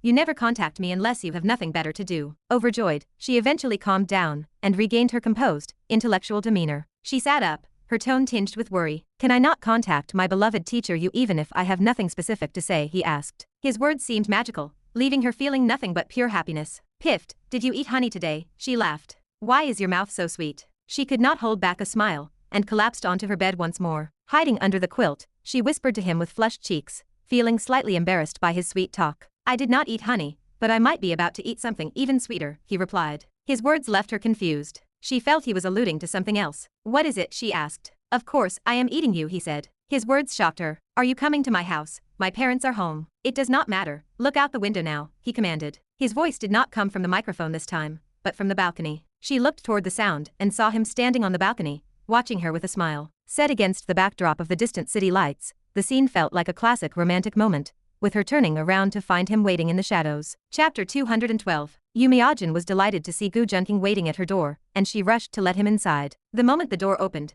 Gu Junqing pulled her into a tight embrace. Yumiajin acted shy and tried to shy away, but Gu Junqing held her slender waist in a firm grip. He teased her, asking why she was acting shy as if they were a long-married couple. Yumiajin felt a flash of irritation at his playful tone. She retorted that she was not ashamed, but Gu Junqing simply laughed. He told her that her body was telling him a different story than her mouth. Gu Junqing could feel the subtle changes in her reaction, and spoke with a suggestive smirk. Yumiajin could be considered a master of feigning composure. She had been pacing her room in excitement just moments ago after receiving his call. Gu Junqing chose to forgive her deception, noting that she simply had a strong appetite for affection while remaining pure in her feelings for him. Yumiajin playfully hammered his chest, her beautiful eyes filled with a mix of annoyance and happiness as she pulled him inside. Gu Junqing followed her lead, raising an eyebrow at her impatience. He asked her if she had a specific reason for visiting, noting that she rarely sought him out unless she needed something. Yumiajin regained her teacher-like demeanor and tried to assert some authority. She did not want to let Gu Junqing think he could walk all over her. She still wanted to maintain some dignity as a teacher, even if he constantly manipulated the situation. Gu Junqing considered how to respond to her question. He could not simply tell her he was bored on a Sunday. That would sound far too blunt. He had always been a suave scoundrel, and suggesting he was just there for fun sounded too vulgar. He looked at Yumiajin with feigned affection and took her hand, placing it against his chest to let her feel his heartbeat. This gesture caught Yumiajin off guard, and her face flushed deep red as she struggled to meet his gaze. She felt like she was being led on, but her pulse quickened against his warm chest. This was the true charm of their dynamic, and Yumiajin was currently willing to let him dictate the pace. It was not much different from the foreplay they usually engaged in. Gu Junqing's words were becoming increasingly sweet, and he knew exactly how to handle her. After a long moment, Yumiajin finally composed herself and snorted, expressing her disbelief at his smooth talk. She accused him of only wanting to sleep with her. Gu Junqing realized his objective had been exposed, so he naturally switched to taking practical action. He believed that practice was the only criterion for testing the truth. He figured that if anything happened, he could simply take a nap with her to appease her. If that was not enough, he would just take two. He was still young, and as long as his stamina held up, he was more than happy to keep her satisfied. Gu Junqing dropped the pretense and pulled Yumiajin toward him. She gasped in surprise as he lifted her up, forcing her to wrap her legs around his waist. She threw her arms around his neck and rested her head on his shoulder. Gu Junqing had plenty of energy left, as he had not exhausted everything during his previous encounter with Haim Taiketsuki. He was determined to make Yumiajin surrender, proving that he was a young and vigorous man who enjoyed giving older women a fulfilling life. The meaning was clear to anyone who understood. Gu Junqing laid her down on the bed. Yumiajin's face was flushed like a hibiscus flower, and her eyes, more charming than peach blossoms, were half squinted as she gave herself over to his touch. Her breath was misty, and her red lips were slightly parted, leaving her entirely at his mercy. Elsewhere, in a dormitory at Konoha Middle School, Mingren was still burning the midnight oil, studying intensely. To ensure high academic standards, the school ranked students based on their performance. The top 200 were elite scholars, 200 to 400 were intermediate, and those below were considered bottom tier. Mingren had originally been at the very bottom of his class, consistently failing exams. He used to have no ambition, and spent all his time playing video games with his classmates. However, his interests shifted abruptly, and he abandoned gaming to focus entirely on his studies. He stopped caring about things like esports championships, and poured all his energy into academic pursuits. Not only did his interest in learning grow, but his ability to comprehend complex subjects improved drastically. He could suddenly understand advanced mathematics, physics, and chemistry, which had all felt like an alien language to him before. His grades improved by leaps and bounds, jumping from the bottom of the rankings to the upper echelon within just a few mock exams. He was now competing for the top spot in the entire city, surpassing even Murong from Tianlin High School, and trailing only behind Junqing, the legendary student of the city. This success fueled his ambition to eventually surpass Junqing and become the top student in the region. Despite his desperate, late-night efforts, he found it impossible to overtake Junqing's scores. This created a great deal of anxiety, but it forced him to seek other ways to prove his worth. He started entering various academic competitions and winning awards, which brought great pride to his parents. His mother, who used to scold him for his poor grades,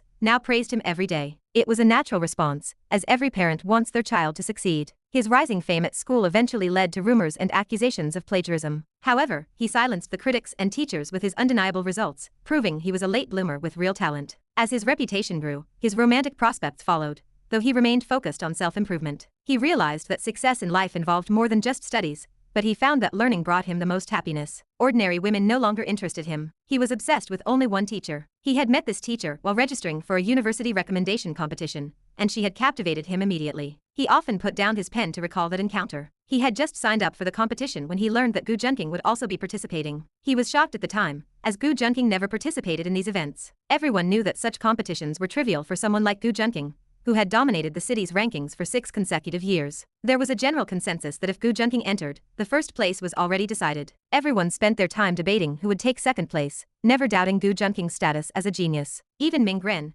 who harbored dreams of challenging him, knew the gap in their abilities was massive. Still, he was determined to compete. He filled out the registration form with resolve, believing that the key to challenging a god was courage. He did not think he was truly inferior to Junqing, even though he failed to realize that hard work cannot always overcome raw, unnatural talent. After signing the paper, he handed it to the teacher in charge. The teacher looked at him with a gentle expression and asked if he was Mingren. Mingren froze, looking up to see the woman in front of him. That moment changed his life. She possessed a beauty that defied description, with bright eyes, white teeth, and an elegance that made even famous actresses seem dull by comparison. Mingren, who was usually quiet, stared at her blankly and felt as though he had fallen in love. He suddenly found his studies uninteresting compared to her. She told him not to be nervous, noting that she was familiar with his reputation. She acknowledged that he had become a celebrity at the school, surpassing even the student she had taught, Murong. This teacher was Yumiajin. Yumiajin looked at Mingren with complex emotions. She had expected the person who could surpass Murong to be someone like Junqing. She was surprised, though she did not care much about his looks. She felt that seeing Junqing so often had raised her expectations for what a top student should look like. She internally complained that Junqing had ruined her perception of how a handsome man should appear. Mingren had no idea what she was thinking and simply continued to stare at her. Yumiajin was different from when he first met her, radiating the charm of a woman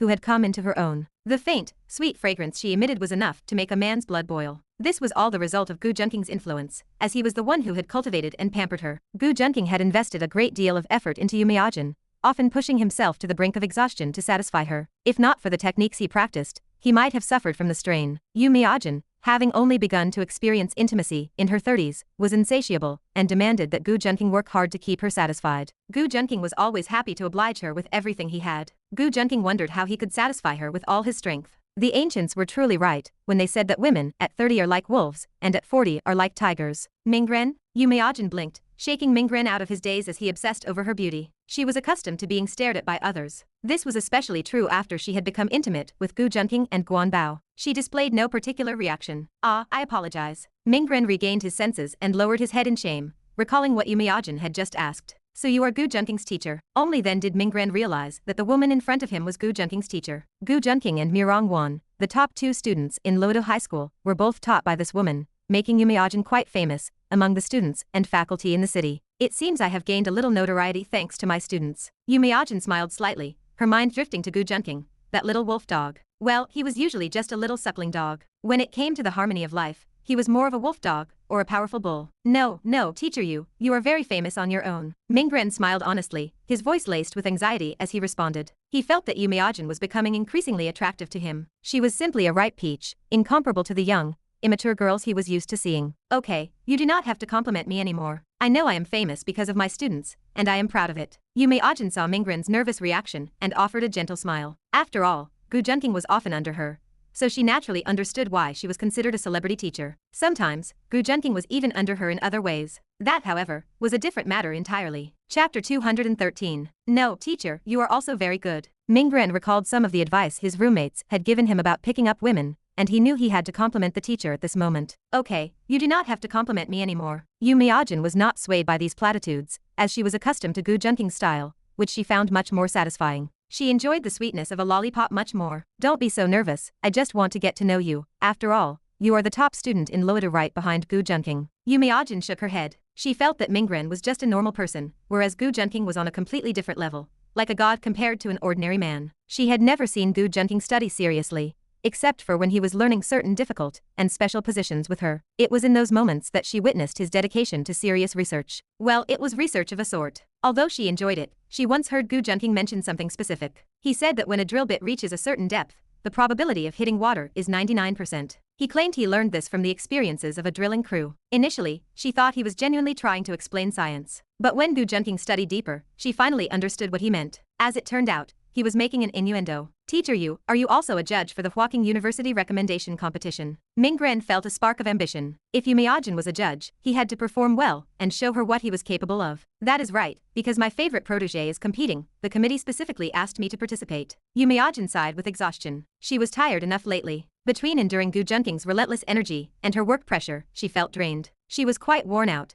needing to recover her strength by relaxing with Gu Junqing. Mingren looked at Yu Miajin's proud expression, and his determination to defeat Gu Junqing grew even stronger. If he could win against Gu Junqing, he thought this teacher might finally pay more attention to him. After meeting Yu Miajin, he felt the other women around him were all incredibly dull. Teacher Yu, I will definitely defeat Gu Junqing in this competition. Mingren declared this loudly, sounding absolutely determined to win. Yu Miajin looked at Mingren with a strange expression. 6 years had passed, and yet people still wanted to surpass Gu Junqing in academics. However, as a teacher, she could not discourage a student. Of course, do your best, but do not push yourself too hard. Yu Miajin smiled gently. Seeing that smile, Mingren became even more obsessed with her. A sudden thought crossed his mind, giving him an idea to get closer to this beautiful teacher. Teacher, if I can surpass Gu Junqing this time, would you be willing to be my tutor? After hearing Mingren's request, Yu Miajin felt a wave of fatigue. She almost regretted stopping to speak with him at all. I am sorry, but I cannot take on any more students as a tutor. It is okay, Teacher Yu, have you heard of live-in tutors? There is no one else in my house,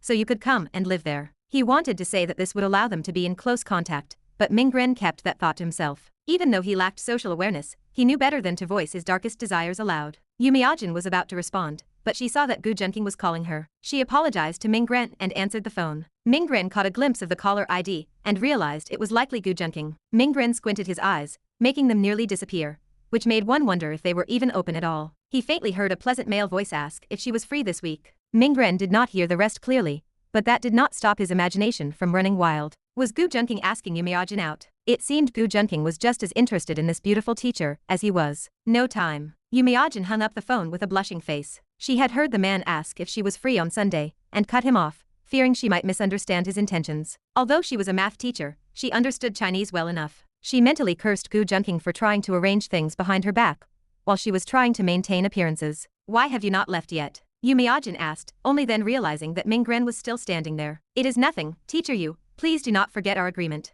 With that, Mingren left. He intended to study hard. After all, how else could he defeat Gu Junqing and earn Yu Miajin's favor?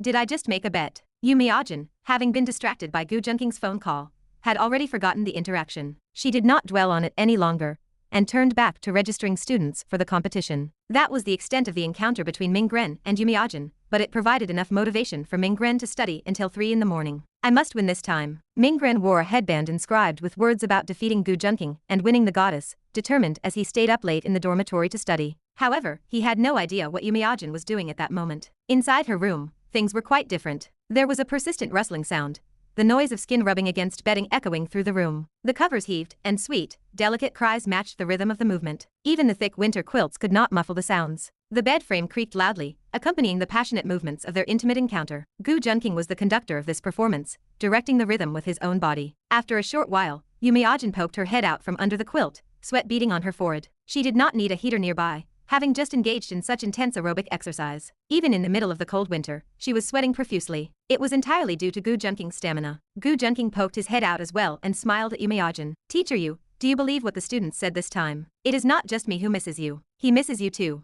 Gu Junqing's words made Yumiajin's flushed cheeks burn even brighter, and she looked at him with moist, kitten-like eyes. Sensing his intentions, Yumiajin turned over to recover. She did not want to do it again, even though this kind of winter exercise was beneficial for keeping warm and staying healthy. But Gu Junqing had such incredible stamina that she could hardly keep up with him. Chapter 214. Yumiajin did not know what had gotten into Gu Junqing today. He was acting like a rampaging bull, and it was becoming difficult for her to handle. Normally, this man liked to tease her, and she would eventually give in because she could not resist his persistence. However, today was different. Even when the path was blocked and difficult, he was relentless in finding his way through. If you know, you know. Of course, Gu Junqing could not admit that he had taken a supplement to boost his energy. That would lead to a terrible misunderstanding. It would be quite a scandal for a young man under 20 to be relying on such things. If word got out, he would lose all his dignity. He did not mind the judgment of others, but he was certainly not going to broadcast it. He laughed internally, thinking that while others might mock him for using stimulants, he could mock them for lacking stamina. Besides, he could argue that it was a man's natural instinct to seize every opportunity. It was not a rampage, but a display of pure, rhythmic skill. Gu Junqing loved adventure, especially exploring quiet,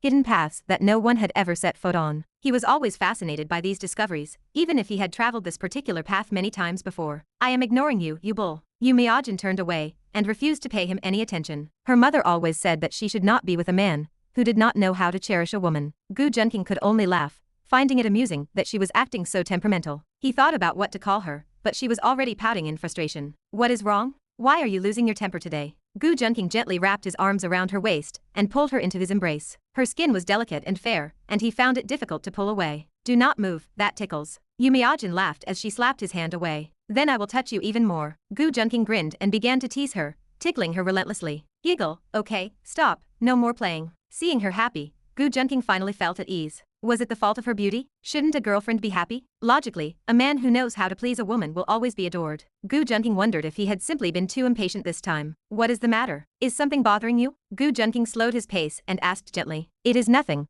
just that my family wants me to go on a blind date, and I do not want to cause a scene with my mother. Yumiajin turned to look at him, her expression filled with grievance. Gu Junqing raised his eyebrows. You could just tell them you already have a boyfriend. Am I not good enough to be mentioned? Yumiajin widened her eyes, her pupils reflecting his handsome face. Do you think I could actually tell them that? I told my mother I had already dragged my student to bed, and she would have skinned me alive if she knew. She pinched his ear playfully. What does it mean to drag me to bed? So, in Teacher Yu's heart, you have always been the one in control. Gu Junqing replied with a suggestive smirk. At a time like this, you are still making dirty jokes? That is fine, just go on the blind date then. Gu Junqing laughed, knowing that Teacher Yu was now well versed in his brand of humor. Do you really want me to go on a blind date? Yumiajin felt a surge of hurt as she heard him say that. She had hoped he would stand up for her. She began to wonder if he was only interested in their physical relationship and had been lying about his feelings all along. The thought made her feel even more miserable, and she felt tears welling up in her eyes. How could that be? I only meant that you should let me go with you, not that I would ever let someone else take you away. Gu Junqing stroked her shoulders, sensing her internal struggle between her family obligations and her feelings for him. He realized she was genuinely sad that he had not immediately offered his support. As for any man who dared to try and take a woman away from Gu Junqing, he was essentially inviting his own destruction. If I am by your side, would that not be enough to scare off your blind date? Gu Junqing smiled. Hearing this, Yumiajin brightened up. She regained her authoritative teacher persona and pulled Gu Junqing into her arms instead. Gu Junqing blinked, suddenly finding himself in total darkness as she pressed him against her. Junqing, look who is in control now. She raised her eyebrows proudly and began to massage his scalp. Her words made him laugh, and he grabbed her waist. As expected, her waist was so slender that his hands could almost meet around it. She felt him pull her closer, and could not help but gasp. Teacher Yu, since you like to take the initiative, I will satisfy you today. Gu Junqing decided to let her lead for once. You are the enemy. I knew you had no good intentions when you started calling me teacher out of nowhere. She sounded shy and coquettish, but she still complied, fulfilling his wish. Throughout the night, they wove together a melody of love and warmth, though this time it lasted much longer than usual. It was another night spent under the spell of the Empress. Ding. The host and the heroine, Yumiajin, tried a new position and won the title, Posture Master. The reward is 2,000 villain points. On the other side, Akihito was still studying hard,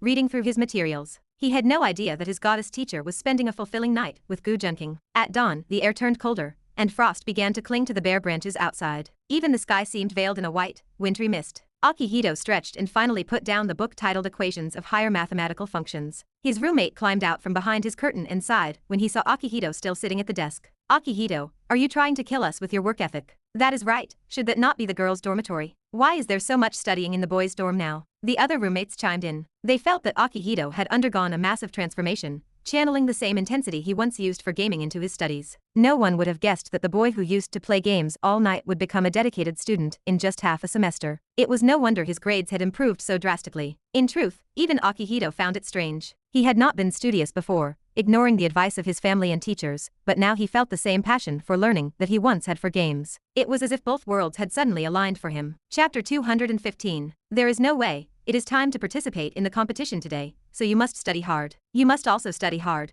Otherwise the gap between you and me will grow further and further. Akihito smiled at his roommates, though his words carried a note of pride. Since he started studying, he looked down on these roommates who had once spent nights gaming with him. It was a feeling of being the only sober person in a room full of drunkards. He felt that people who did not like learning did not deserve to be his roommates. The roommates looked at each other, not knowing what to say. Although Akihito claimed to have their best interests at heart, his tone was always condescending. It felt like a superior was talking down to them. Only a short time ago, he had been a junior student, rotting away with them until dawn. Now, he looked down on them in the blink of an eye. They did not know how to react, so they only discussed moving to a different dormitory. They used to care about Akihito, fearing he would die from overwork. Since he no longer needed their concern, their feelings had changed. On the other side, Gu Junqing, who had also studied until dawn, finally got up. He felt refreshed and energetic, incredibly energetic. Yumiajin, however, was like a wilted vegetable, sluggish and lifeless. She was completely drained, and after a long night of exertion, she only wanted to sleep. Observers would say that what had happened was physically impossible. They had only heard of exhausted cattle,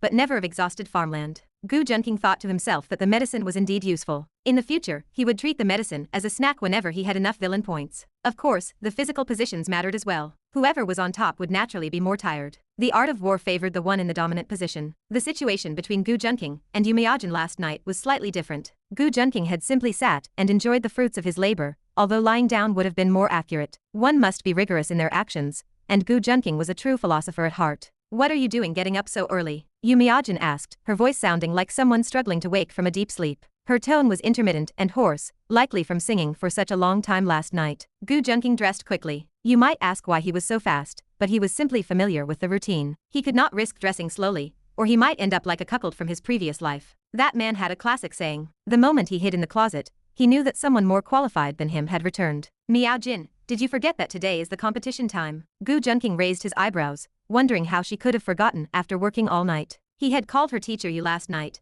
but after getting dressed today, he called her Miao Jin. He really looked like a scumbag. Yes, I forgot that today is the time for the competition, and I am still the invigilator. Yumiajin's eyes were clouded with confusion, her head slowly waking up as she sat up. Her small quilt, which had protected her from the cold winter all night, slipped from her body. It was covered in battle scars. After all, Gu Junqing was considered an old hand at this, which was perfectly normal. Hiss, it's so cold. Yumiajin felt the chill in the air and quickly retreated back into the bed. Fortunately, the cold helped her wake up, though she still wanted to shrink under the covers. She felt that only bedding and money were worth cherishing in this world, not Gu Junqing. She would not love again. Gu Junqing laughed, never imagining that a teacher like Yumiajin would one day be like a student, refusing to get out of bed. Do you need your parents to come and clean up before you get up? After Gu Junqing finished dressing, he looked like a well-dressed beast. Some people were born to be the focus of attention, and Gu Junqing was one of those people, who looked like a high-level human. Junqing, go first and let me sleep a little longer. It is too cold for me to get up. Yumiajin began to act coquettishly towards Gu Junqing. Since her subtle transformation, she had successfully regarded Gu Junqing as a man she could rely on. She saw him as more than just a student. Oh, this damn love. Then call me daddy and I will let you go. Gu Junqing said this to Yumiajin like a devil. After hearing this, she lazily stretched out her jade arms and hit his hand. Didn't you hear enough last night?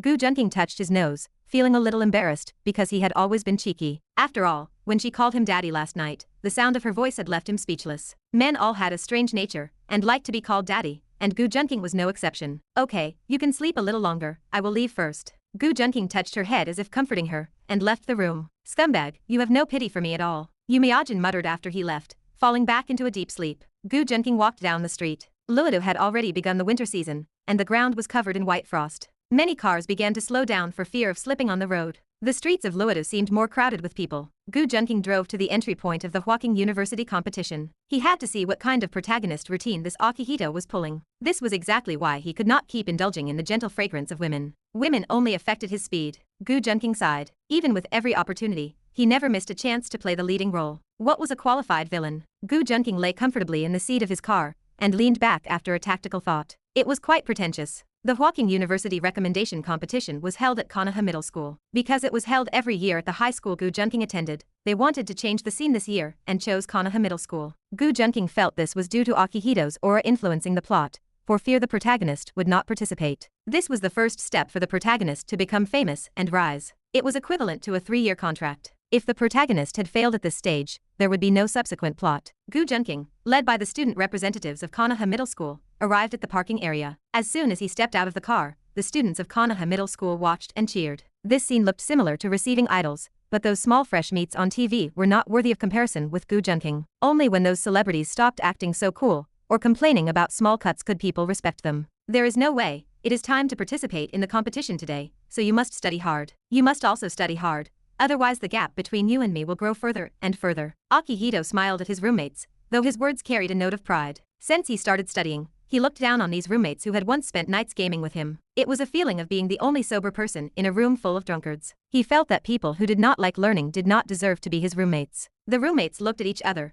not knowing what to say. Although Akihito claimed to have their best interests at heart, his tone was always condescending. It felt like a superior was talking down to them. Only a short time ago, he had been a junior student, rotting away with them until dawn. Now, he looked down on them in the blink of an eye. They did not know how to react, so they only discussed moving to a different dormitory. They used to care about Akihito, fearing he would die from overwork. Since he no longer needed their concern, their feelings had changed. On the other side, Gu Junqing, who had also studied until dawn, finally got up. He felt refreshed and energetic, incredibly energetic. Yumiajin, however, was like a wilted vegetable, sluggish and lifeless. She was completely drained, and after a long night of exertion, she only wanted to sleep. Observers would say that what had happened was physically impossible. They had only heard of exhausted cattle, but never of exhausted farmland. Gu Junqing thought to himself that the medicine was indeed useful. In the future, he would treat the medicine as a snack whenever he had enough villain points. Of course, the physical positions mattered as well. Whoever was on top would naturally be more tired. The art of war favored the one in the dominant position. The situation between Gu Junqing and Yumiajin last night was slightly different. Gu Junqing had simply sat and enjoyed the fruits of his labor, although lying down would have been more accurate. One must be rigorous in their actions,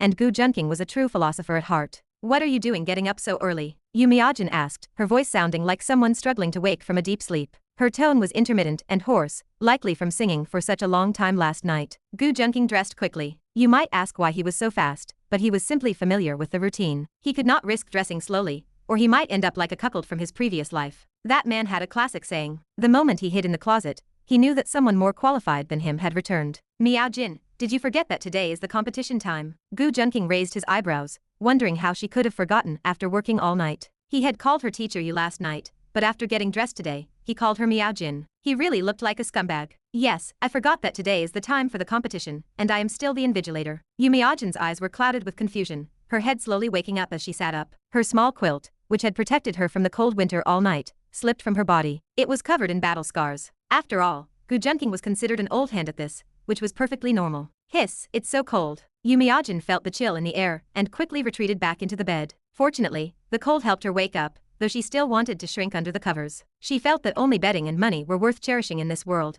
not Gu Junqing. She would not love again. Gu Junqing laughed, never imagining that a teacher like Yumiajin would one day be like a student, refusing to get out of bed. "Do you need your parents to come and clean up before you get up?" After Gu Junqing finished dressing, he looked like a well-dressed beast. Some people were born to be the focus of attention, and Gu Junqing was one of those people, who looked like a high-level human. "Junqing, go first and let me sleep a little longer. It is too cold for me to get up." Yumiajin began to act coquettishly towards Gu Junqing. Since her subtle transformation, she had successfully regarded Gu Junqing as a man she could rely on. She saw him as more than just a student. "Oh, this damn love. Then call me daddy and I will let you go." Gu Junqing said this to Yumiajin like a devil. After hearing this, she lazily stretched out her jade arms and hit his hand. "Didn't you hear enough last night?" Gu Junqing touched his nose, feeling a little embarrassed because he had always been cheeky. After all, when she called him daddy last night, the sound of her voice had left him speechless. Men all had a strange nature and liked to be called daddy, and Gu Junqing was no exception. "Okay, you can sleep a little longer, I will leave first." Gu Junqing touched her head as if comforting her, and left the room. "Scumbag, you have no pity for me at all." Yumiajin muttered after he left, falling back into a deep sleep. Gu Junqing walked down the street. Luodo had already begun the winter season, and the ground was covered in white frost. Many cars began to slow down for fear of slipping on the road. The streets of Luodo seemed more crowded with people. Gu Junqing drove to the entry point of the Huaqing University competition. He had to see what kind of protagonist routine this Akihito was pulling. This was exactly why he could not keep indulging in the gentle fragrance of women. Women only affected his speed. Gu Junqing sighed. Even with every opportunity, he never missed a chance to play the leading role. What was a qualified villain? Gu Junqing lay comfortably in the seat of his car and leaned back after a tactical thought. It was quite pretentious. The Huaqing University recommendation competition was held at Konoha Middle School. Because it was held every year at the high school Gu Junqing attended, they wanted to change the scene this year and chose Konoha Middle School. Gu Junqing felt this was due to Akihito's aura influencing the plot, for fear the protagonist would not participate. This was the first step for the protagonist to become famous and rise. It was equivalent to a 3-year contract. If the protagonist had failed at this stage, there would be no subsequent plot. Gu Junqing, led by the student representatives of Konoha Middle School,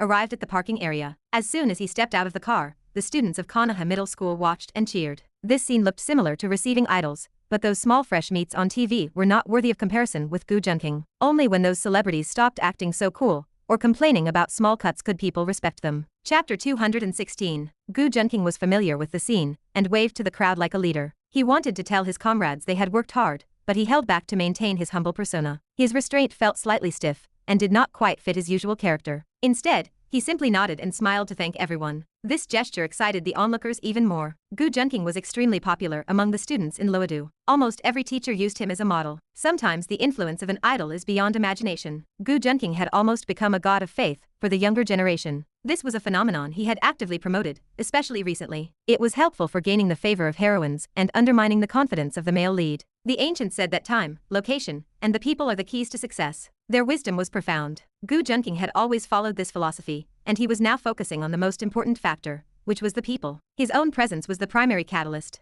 Without him, his fish pond would likely explode. Gu Junqing was not afraid of much, but he dreaded his fish pond exploding. Dealing with so many women was troublesome, and they would demand his attention one by one. If he were not careful, he would truly turn into sugarcane. Once chewed, nothing but the fibrous stalk remains, with no sweetness left. He also knew the conditions for the heroine's charm aura to activate. She must have favorable feelings toward him in advance. If the heroine found him disgusting from the beginning, the aura would not activate. Whether for his own sake or to capture the hearts of the heroines, Gu Junqing always acted with the heart of a diligent apprentice. He was eager to learn and never stopped progressing. For this reason, he often made himself exhausted. At this moment, a teacher approached. She had been sent by the leadership to escort Gu Junqing. Initially, she had doubts about being sent to lead him to the lounge. After all, the signs clearly indicated the way. Any individual should know where to go. However, seeing the fanatical reaction of the students, she understood. The school had not sent her to lead the way, but simply to extract Gu Junqing from the crowd. This scene was even more lively than the opening ceremony. The opening ceremony involved the entire school, so the turnout was expected. This massive display of support surprised her, as the appeal of a single student like Gu Junqing was terrifying. She was filled with curiosity about him. The teacher cleared a path through the students before walking up to Gu Junqing. After seeing him, her surprise turned to clarity. She finally understood why he was so popular. Who could refuse a top student with such an exceptional appearance? He was also the young master of one of Luodo's top families. He stood nearly 1.90 meters tall, with a smooth, fair face and an angular, cold expression. His dark, deep eyes were full of charm, while his tall nose and thin lips radiated nobility and elegance. As a teacher, she felt momentarily unsure, and was captivated by his appearance. She could not pull her eyes away. "Hello, let us go first." Gu Junqing smiled with a gentlemanly touch and greeted her politely. He respected the teaching profession, and was particularly respectful to female teachers. He followed the principle of respecting teachers and their teachings. The female teacher before him was a top-tier beauty, not inferior to Yumiajin. Her skin was fairer than snow, and her eyes were like a pool of clear water. When she looked at him, she carried an elegant, refined temperament that made others feel ashamed to blaspheme her. However, the movement of her eyes was quite seductive and made people dream about her. Gu Junqing flashed his eyes, activating his talent for insight. It was not unexpected to find that this teacher was a heroine. She was most likely the heroine of Akihito. Heroine, by G. Charm, 93. Favorable to host, 20. People you know well. Heroine halo, 320. Her charm and aura were similar to those of Teacher Yu. Gu Junqing nodded to himself with satisfaction. He had read countless heroines by now, to the point where he could tell the extent of a crowd's interest just by looking. In this regard, he considered himself the strongest. Of course, he had practiced more, so he naturally understood more. "Oh, okay. Bai Ji nodded and led Gu Junqing toward the lounge. Along the way, she had to work hard to ensure that no female students tried to sneak attack Gu Junqing. She never thought that a walk she had taken countless times would be so exhausting. She had no idea how haggard she would become in the future. Finally reaching a secluded area, Bai Ji breathed a sigh of relief. She turned to Gu Junqing and smiled. Classmate Gu, your popularity at Konoha Middle School is surprisingly high. Bai Ji was a new teacher, so she did not know Gu Junqing was popular throughout all of Luodu. Maybe it is because I am so ordinary, Gu Junqing replied with a smile. Piffed, classmate Gu, you are really good at joking. Although I am much older than those little girls, there is no generation gap between us. You are obviously so handsome that I cannot help but want a kiss. Bai Ji seemed amused by Gu Junqing, covering her mouth and smiling. She leaned down gently, her dreamlike eyes smiling like crescent moons. Generation gap.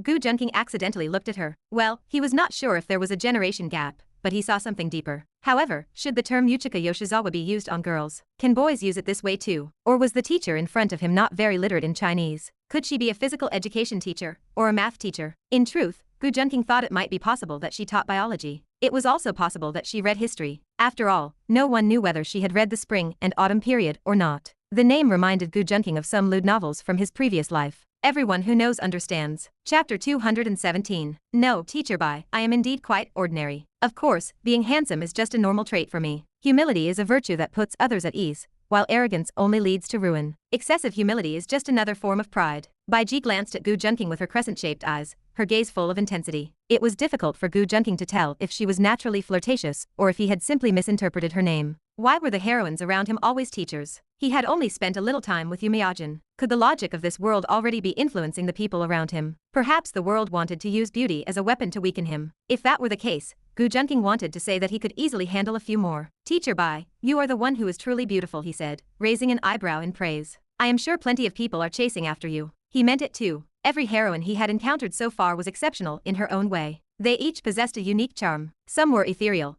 others were enchanting, and some were delicate and small. There were even those who seemed cold and cruel at first glance, like Lin Qingzu. As for the woman in front of him, she was exactly as her name suggested, yet entirely the opposite. Well, he understood exactly what that meant. Are you just being polite, student Gu? Bai Ji asked with a smile in her eyes. She found this student quite interesting. How could I be? I am always honest and never tell lies. I am actually often bullied because I am too honest. Gu Junqing spoke with sincerity, though he was often the one doing the bullying. Given his intense physical constitution, he could endure the trials of the Yellow Emperor's Inner Sutra and still maintain his stamina. He felt like a camel needing to store plenty of reserves. Then thank you for the compliment, student Gu. Bai Ji smiled, her lips curling slightly. It was only natural for a woman to be pleased when a handsome young man praised her looks. Does even someone like student Gu suffer from grievances? Bai Ji asked, looking at him with genuine concern. Perhaps there are downsides to being too perfect, he replied. He wore a sorrowful expression, like a child denied a lollipop. Or rather, like a child who wanted to share his lollipop with others. He had learned a lesson about self-sacrifice, and he often gave away his sweetness to those around him. But because he was so generous, Gu Junqing often felt completely drained. Why not come to our school? The teacher will protect you, Bai Ji offered, her eyes filled with worry as she tried to comfort the 18-year-old before her. That is not the way to act, Teacher Bai. If he came to her school, his carefully managed fish pond would certainly explode. Gu Junqing forced a weak, aggrieved smile. He knew exactly what teachers were like. When facing a problem, a student should never be stubborn. Instead, they should learn to play the victim so the teacher would show compassion. Most teachers were compassionate, especially those who had recently entered their position. He skillfully reached out and grabbed her hand, holding it tight. He let out a soft sigh, as if expressing the sorrows and desolation of the world. A smart hunter always knows how to present himself to his prey. This effectively brought Bai Ji's sympathy to its peak. She felt that the man before her, despite his academic performance, family status, and looks, was just a fragile student in need of care. Student Gu, I cannot do much for you, but I can offer you a hug for support, Bai Ji said, genuinely moved by his vulnerability. Gu Junqing noticed there was no one around and decided to lean into the act. He buried his face in Bai Ji's embrace, enjoying the fragrance and the softness he encountered. Bai Ji seemed to realize he was being a bit too bold and turned red, pushing his face away. Teacher Bai, I am sorry. I have never hugged a woman before, not even my mother, so I was unsure of how to behave. He spoke with a sad face, feeling no embarrassment for his actions, while silently apologizing to his mother for the excuse. How could that be? You are so handsome. Surely many women have tried to hold you. Even I, she stopped herself, quickly changing the subject. It is due to some family factors, he replied, shaking his head and acting as if he did not want to speak further. This only made him appear more mysterious and pitiable to the compassionate teacher. It is all right. If you need anything in the future, you can come to me. I may not be able to fix your family affairs, but I can offer you comfort, she said, patting his arm. I will certainly trouble you a lot in the future, teacher. Bye. Gu Junqing smiled like a fox, turning away with a smirk. Chapter 218. Is Gu Junqing a scumbag? No, it is just a bit of fraternity. He wants to provide a home for the heroines, and is that really wrong? He simply wants to warm their hearts during the cold winter. It is not that Yumiajin was crowded by men all night.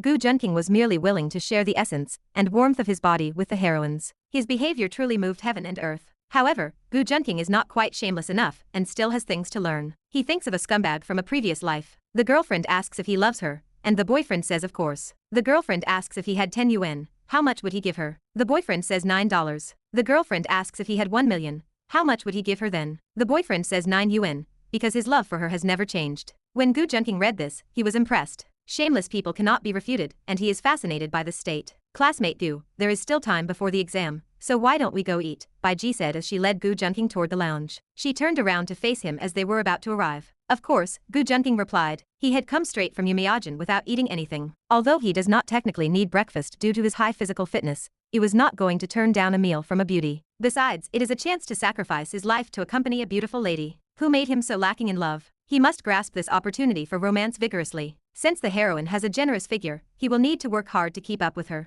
Gu Junqing and Bai Ji found a spot to sit after getting their food. The atmosphere at Konoha Middle School is genuinely surprising. Even on the way to order, students refuse to put down their books. It is like a race against time where every minute is utilized to the extreme. Gu Junqing felt emotional. It is no wonder that Konoha Middle School has made rapid progress and has gradually approached the standards of Tianlin High School. How about it? Are the students in our school hardworking? Bai Ji asked as she explained the situation. She noticed Gu Junqing looking at the teaching methods with curiosity. This is a policy from our principal. He believes learning should be managed militarily, and that time management is vital. We have morning exercises, limited lunch breaks, and strict shower times to help students learn better. Bai Ji glanced at Gu Junqing's face while she served vegetables and licked her lips. She felt a twinge of envy. He looked more delicate than her, which felt a bit unfair. Teacher Bai, your students are excellent, but there are some downsides, Gu Junqing said, his tone turning serious. The education method is effective, as seen in the enrollment rates, but it is flawed. Training students this way is like training robots. They lack creativity and imagination, and their hands-on ability is restricted. Bai Ji hesitated for a moment. But students need good habits, and without this, how can they improve?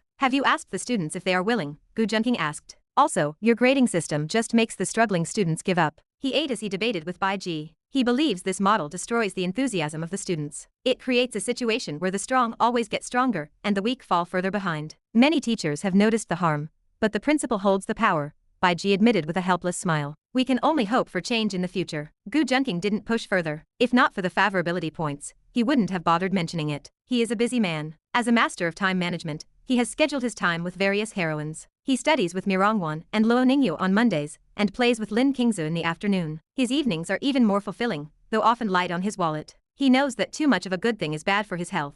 By the way, is your principal's surname Gao? Gu Junqing asked curiously. No, his surname is Wang. Why? Bai Ji asked, stunned. Lao Wang, a dangerous surname indeed, Gu Junqing thought to himself. It is fine, I was just curious, he said, waving his hand. He was indeed curious. If the principal's name was Gao, he would be worried about the teacher named Bai. The two finished their breakfast. Gu Junqing noticed that the food packaging on his table was half the size of the pile on Bai Ji's table. He felt a bit ashamed as he looked at her figure. It did not seem right. How could she eat so much with a sharp face and a thin waist? Bai Ji noticed his gaze, blushed, and explained herself. I have a good appetite, and I do not gain weight. It is normal, and I was just lamenting that appearances can be deceiving, Gu Junqing replied. He was actually lamenting that it might be easier to reach her stomach in the future. He had seen her devour a hot dog in one gulp. People are indeed surprising. Bai Ji has a fairy-like face but eats more than him. It is simply unscientific. Do fairies not need to eat? Bai Ji was not actually full. She just held back because she was eating with a student. She only took half her usual portion, yet it was still more than Gu Junqing. She is a true gourmet, so there is nothing wrong with eating a bit more. Chapter 219. Gu Junqing checked his watch and realized time was running out. He prepared to take their dinner plates to the cleaning station with Bai Ji. While they were walking, Bai Ji collided with a student, sending the scraps on her plate spilling to the floor. Akihito rubbed his arm, his face splattered with leftover food. He looked up, ready to curse, but stopped when he realized the person he collided with was a famous and beautiful teacher at the school. This is nice, Akihito thought. Teacher, I am sorry. I was reading and did not notice you. Akihito quickly helped Baiji pick up the wrappers from the floor. It does not matter. Just be more careful next time, and watch where you are walking while reading. Baiji wondered why she had not simply stepped aside when she saw him coming. Gu Junqing watched the scene, speechless. He had seen Akihito crash into her, and Baiji had made no effort to dodge. It felt like a classic cliché from a romance novel. In a typical story, the heroine holds a book, but here, Baiji was just holding a dinner plate. Teacher Bai, let me help too. Gu Junqing stepped forward to assist Baiji with the cleanup. Only then did Akihito notice the handsome man standing beside the teacher. Compared to the average students of Konoha Middle School,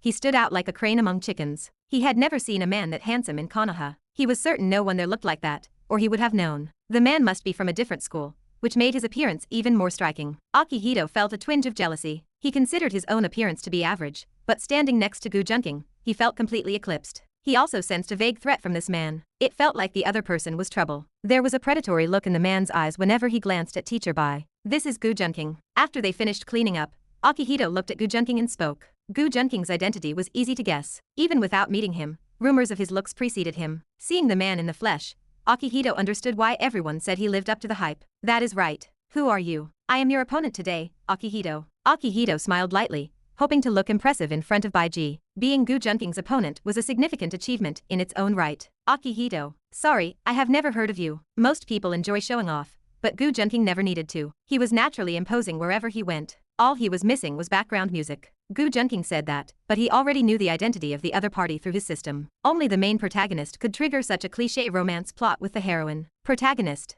Akihito, age, 19, system, Super God System, Awakening, charm value, 70, combat value, 6, protagonist luck, 140, rising. Gu Junqing stared at the data panel, dazed. This was indeed the protagonist of a campus life genre, but what did it mean that his system was awakening? Ding. System testing indicates the protagonist's system is currently recovering after an attempt to transform the protagonist from an internet addict into a god. It consumed too much energy and has fallen into a deep sleep. Gu Junqing did not know whether to laugh or cry. He had arrived a bit too early. This little protagonist was weak with low luck, even weaker than Lin Tian had been at the start. He was not even worth harvesting yet. The sheep had just been born and still had its birth wool, yet it had already encountered a Tyrannosaurus Rex like Gu Junqing. Damn it, this is a waste of time. It would be more meaningful to go back and spar with Yumiajin again. There were still a few positions he had not tried with her. Gu Junqing was speechless. There was no point in killing the protagonist now, when his system had not even recovered. It was better to let him grow for a while. Gu Junqing muttered to himself. However, the academic system aligned with Gu Junqing's own goals for technological development. He planned to study it carefully. Perhaps he could use it to advance the planet's technology by several leaps. After all, the current technology was roughly on par with his previous life on Earth,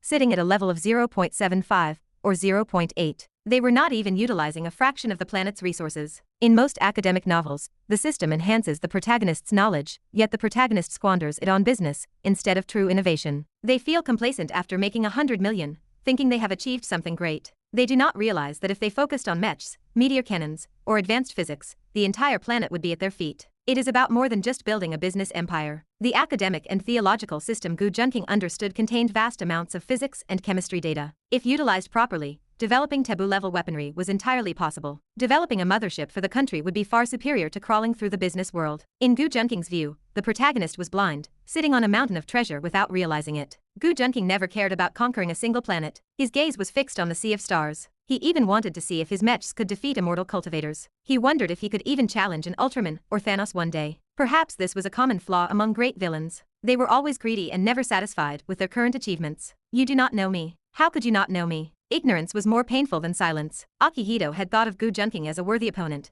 but Gu Junqing did not even know who he was. Was there anything more hurtful than that? Certainly. Like being cuckolded, for instance. Lao Gu was a professional in that regard. Chapter 220. Do I have to know you? Gu Junqing asked, his tone filled with confusion. If not for the man's status as a protagonist, there would be no need for him to acknowledge him at all. Even considering his standing as a protagonist, Gu Junqing had no interest in him. He decided to let the man grow for now, treating him like a leek ready for harvest. Akihito felt a strange, indescribable sensation. He had always viewed Gu Junqing as a rival, yet Gu Junqing clearly held him in complete contempt. This left him bewildered. He realized the gap between them was massive, and it was entirely possible that Gu Junqing did not even know his name. He slowly calmed himself down. It did not really matter anyway, as trying to fight back against someone with Gu Junqing's physical stature would be futile. Since you did not know me before, you will definitely remember me from today on. Akihito adjusted his clothes and turned to head toward the restaurant to order food. Before leaving, he glanced at Baiji. He was fond of the teacher and had hoped for a romantic encounter, but Gu Junking's presence made it impossible to approach her. Gu Junking was simply too imposing,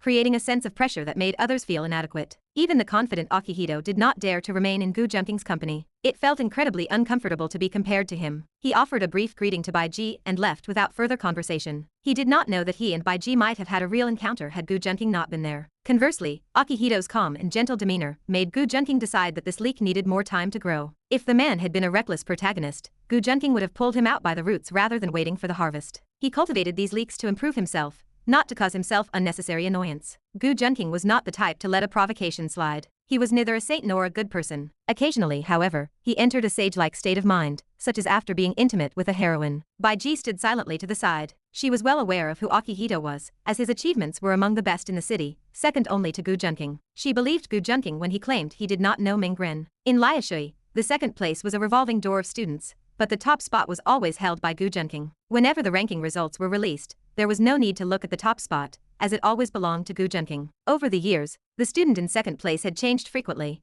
but Gu Junking's position remained unshaken. Sorry about his attitude. Our teachers often say that it is natural for a student who ranks first in the city to have a bit of arrogance, Baiji said, her expression apologetic. It is okay, no need to apologize. I am not petty enough to get angry over a few words, Gu Junking said while shaking his head. He stepped closer to her, adding, but what about you? Did you hurt yourself just now? Gu Junking moved closer, looking her over with feigned concern to ensure she was unhurt. He noted that her delicate figure was quite beautiful, and that she possessed a refined elegance. Baiji's heart warmed, and she felt relieved that her judgment of Gu Junking was correct. He was truly a warm man. Still, she could not understand why such a handsome, elegant, and good-tempered young man would struggle to find a girlfriend. She assumed it was because Gu Junking had high standards and worried that others were only interested in his money. She imagined he was like the rich second-generation youths on television who, deprived of genuine love, feared being hurt. Thinking this way, she felt even more sympathy for him. I did not hurt myself, I just dropped the dinner plate. It is fine, she replied, her eyes softening as she looked up at him. She felt as though the vast sky and stars were reflected within his eyes. After sharing a smile,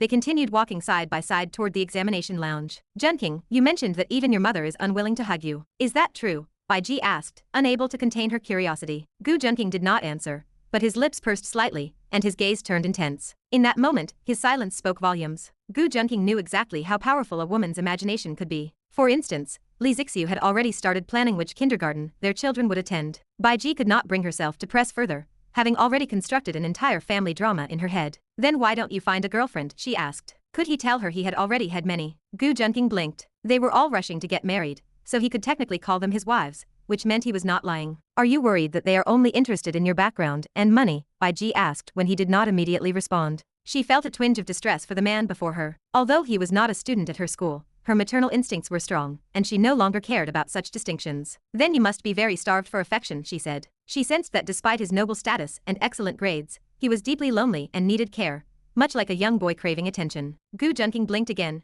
internally admiring her vivid imagination. He wanted to tell her that she truly understood him. He lacked for nothing, except for the hearts of the heroines. The other protagonists never understood him, and only chose to fight after losing their heroines, so he appreciated that teacher Bai actually understood his plight. Gu Junking remained silent, letting Baiji fill the void. Classmate Gu, are you? She started to ask, but she was interrupted when Gu Junking took her hand. She was surprised by the feel of his soft skin. Teacher Bai, please call me Junking from now on, he said. I feel like we have a special connection. His sincere eyes moved her, and she happily agreed. Of course, Junking, she said. Her face turned red, and she gestured for him to release her hand. Sorry, Teacher Bai. I have never held a girl's hand before, and I could not help myself, Gu Junking said with a sheepish smile, appearing like a shy young man. Baiji felt flustered in response. It was truly said that the shameless are invincible, and this was certainly no exaggeration. Chapter 221. Life is like a play, and everything depends on acting skills. In this regard, Gu Junking was an absolute master. However, Baiji was still kind-hearted. Combined with the bonus of Gu Junking's deceptive appearance, she chose to believe him. Otherwise, his words were full of outrageous loopholes. Who would believe that a rich young master from a top family had never even touched a woman? But Baiji actually believed it,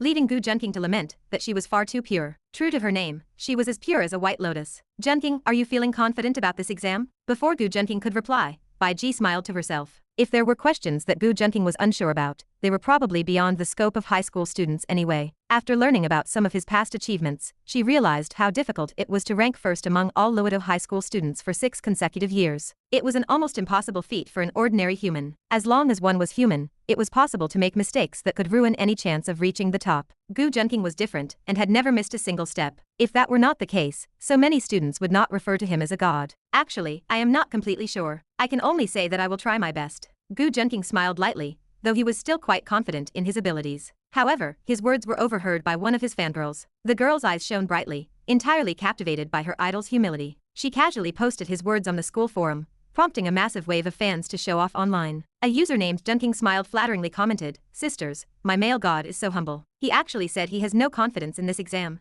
making him truly elegant and modest." Another user named Kinking's mother loves you added, "Wow, where is he? I want to go listen to him and see him too." A user named Junqing flew away posted, "He is so handsome, and there is a teacher next to him. Is that teacher by G? Why do I feel like they are a good match? I am so jealous." A user named Piercing Through Your Heart wrote, "Junqing, I think you are happier than me. You can choose to love me or not, but I can only choose to love you more, so I hope you and teacher by G are happy together." A user named Looking Forward to Your Smile replied, "I suggest the person above goes to sit at the dog table, if they cannot handle their liquor. Why are you already drunk during the day?" With the help of this fangirl, the forum thread began to go wildly off topic. Everyone started talking about how well Gu Junqing and Bai Ji matched each other, and how jealous they were. A user named Gu Junqing's lifelong enemy suddenly commented, "How is he worthy of her? How is Gu Junqing worthy of teacher Bai Ji at all?" Ming Ren, who was eating steamed buns in the cafeteria, had a gloomy expression on his face. He was just talking out of frustration, wondering why anyone would say those two were a good match. In a fit of rage, Ming Ren could not resist sending that jealous message.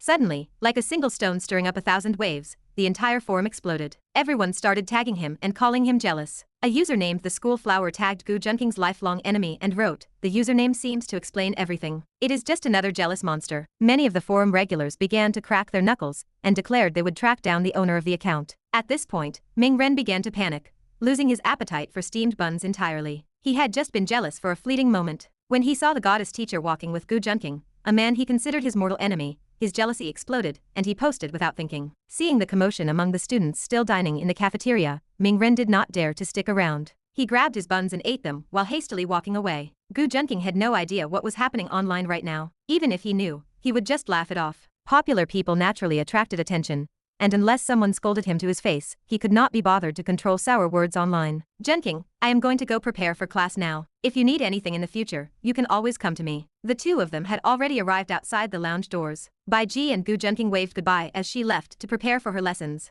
Gu Junqing stood in place and watched her leave with a smile in his eyes. Now that he had her contact information, getting closer to her would be a simple matter. Since the original protagonist had not yet fully developed, wouldn't it be great to flirt with the heroine first? This would completely eliminate the probability of the heroine being taken away from him later. He did not want the original protagonist to come and try snatching the heroine away after she had already fallen in love. Not only would that be difficult to deal with, but the probability of failure was also quite high, making it too time-consuming and labor-intensive. The current situation was much better. Flirting with the heroine before she liked anyone else was incredibly simple for Gu Junqing. He walked into the lounge and found that the space inside was quite vast. A large conference table had already been mostly occupied by the students taking the exam. "Junqing, you are here," two voices called out in unison. It was naturally Murong and Ningyu, his two little girls. They had also come to participate in this exam. After all, there was more than one guaranteed admission spot available for this event. Ningyu also desperately needed this quota. If she could be recommended directly, she would not have to worry about missing the chance to attend the same university as Gu Junqing. After hearing their voices,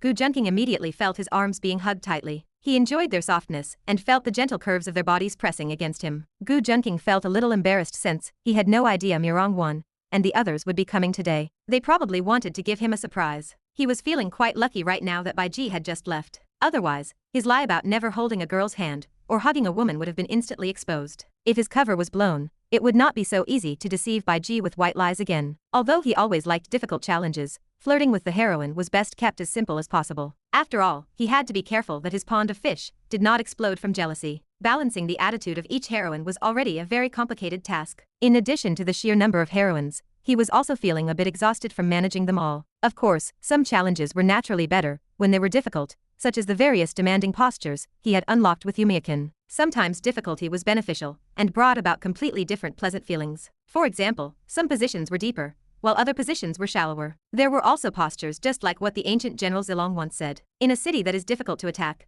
You simply cannot resist charging in and out 7 times. Luo Ningyu suddenly whispered in his ear, bringing Gu Junqing's divergent thoughts back to reality. Brother Junqing, did you not miss us? Luo Ningyu asked in an aggrieved tone. We have only been apart for a short time. Gu Junqing found a seat in a speechless manner, deciding he would make time for both of them later. He had already planned his schedule perfectly, proving that his title as a master of time management was not in vain. The male classmates around him glanced at Gu Junqing with intense envy. After all, being surrounded by 2 goddess-level beauties was something any man would covet. However, no one qualified to take this exam was a fool. Naturally, none of them were going to meddle in someone else's business. Chapter 222. Gu Junqing, what do you think of the surprise we prepared for you? Murong gazed at his perfect face with adoration. Whenever she looked at him, she felt an overwhelming sense of fulfillment. She was just enjoying his presence, so she hoped he would not get the wrong idea. Surprise? More like a shock to the system. Gu Junqing nearly slipped up, but he kept his composure to avoid disappointing the 2 girls. He took a deep breath to steady his mood while ensuring no one was watching. The girls were satisfied and began chatting with him. Suddenly, Luo Ningyu checked her phone and found the post shared by their fans. It had already gone viral, accumulating thousands of comments in less than 30 minutes.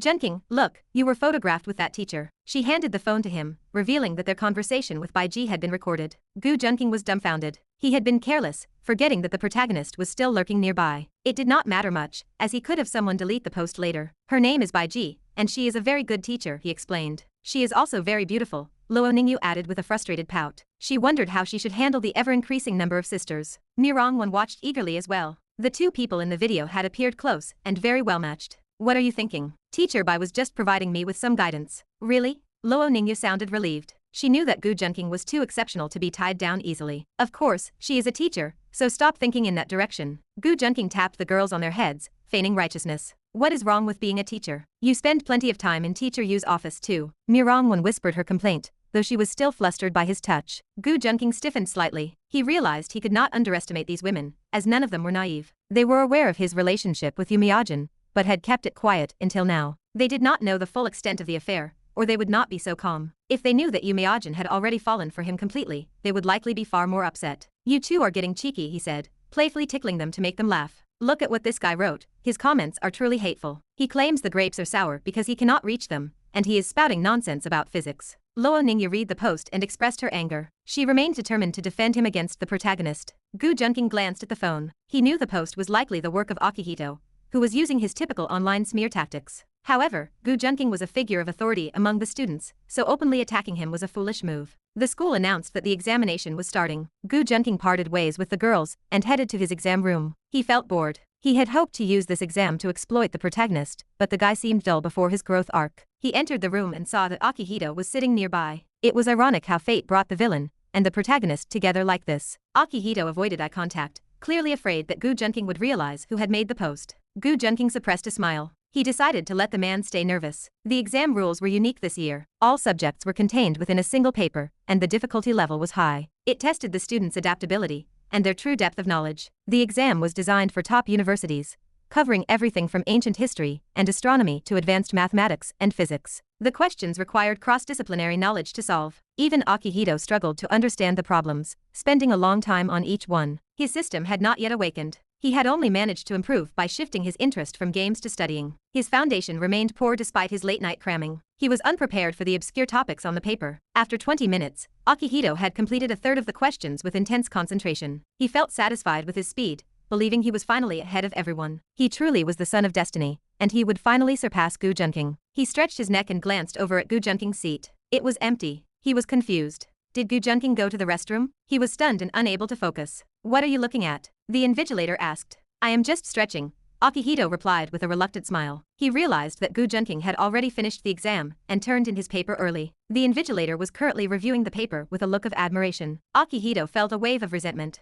He had thought the gap between them would be smaller than this. The reality hit him hard. He truly did not deserve to be compared to Gu Junqing. Chapter 223. Some people in the examination hall were amazed by Gu Junqing's speed. They lamented that his reputation was well-deserved. Everyone participating in this competition was exceptional. They were all top-ranked students in Loedu. While the others struggled with their exams, Gu Junqing had already handed in his paper. This highlighted the vast gap between them. The other candidates in the room were not discouraged. Gu Junqing was no longer considered a mere mortal, so his brilliance did not unsettle them. Mingren was different. He constantly felt that he was not far behind Gu Junqing. After all, Gu Junqing was ranked first, and he was second. In terms of rankings, the distance between their names was mere centimeters. Yet, the actual gap was immense. Mingren refused to let discouragement take root in his heart. He sped up his writing, his mind racing with knowledge. It felt as if his hidden academic system was on the verge of awakening. Mingren's pace increased until his scratch paper was filled with calculations. He was still an ordinary person, unlike Gu Junqing, who had calculated most of the answers mentally. He simply lacked the necessary resources, and his system had not yet fully matured. Otherwise, with the capability of his system, his speed might rival Gu Junqing's. Mingren's potential surged as he focused on catching up to Gu Junqing. His speed increased significantly,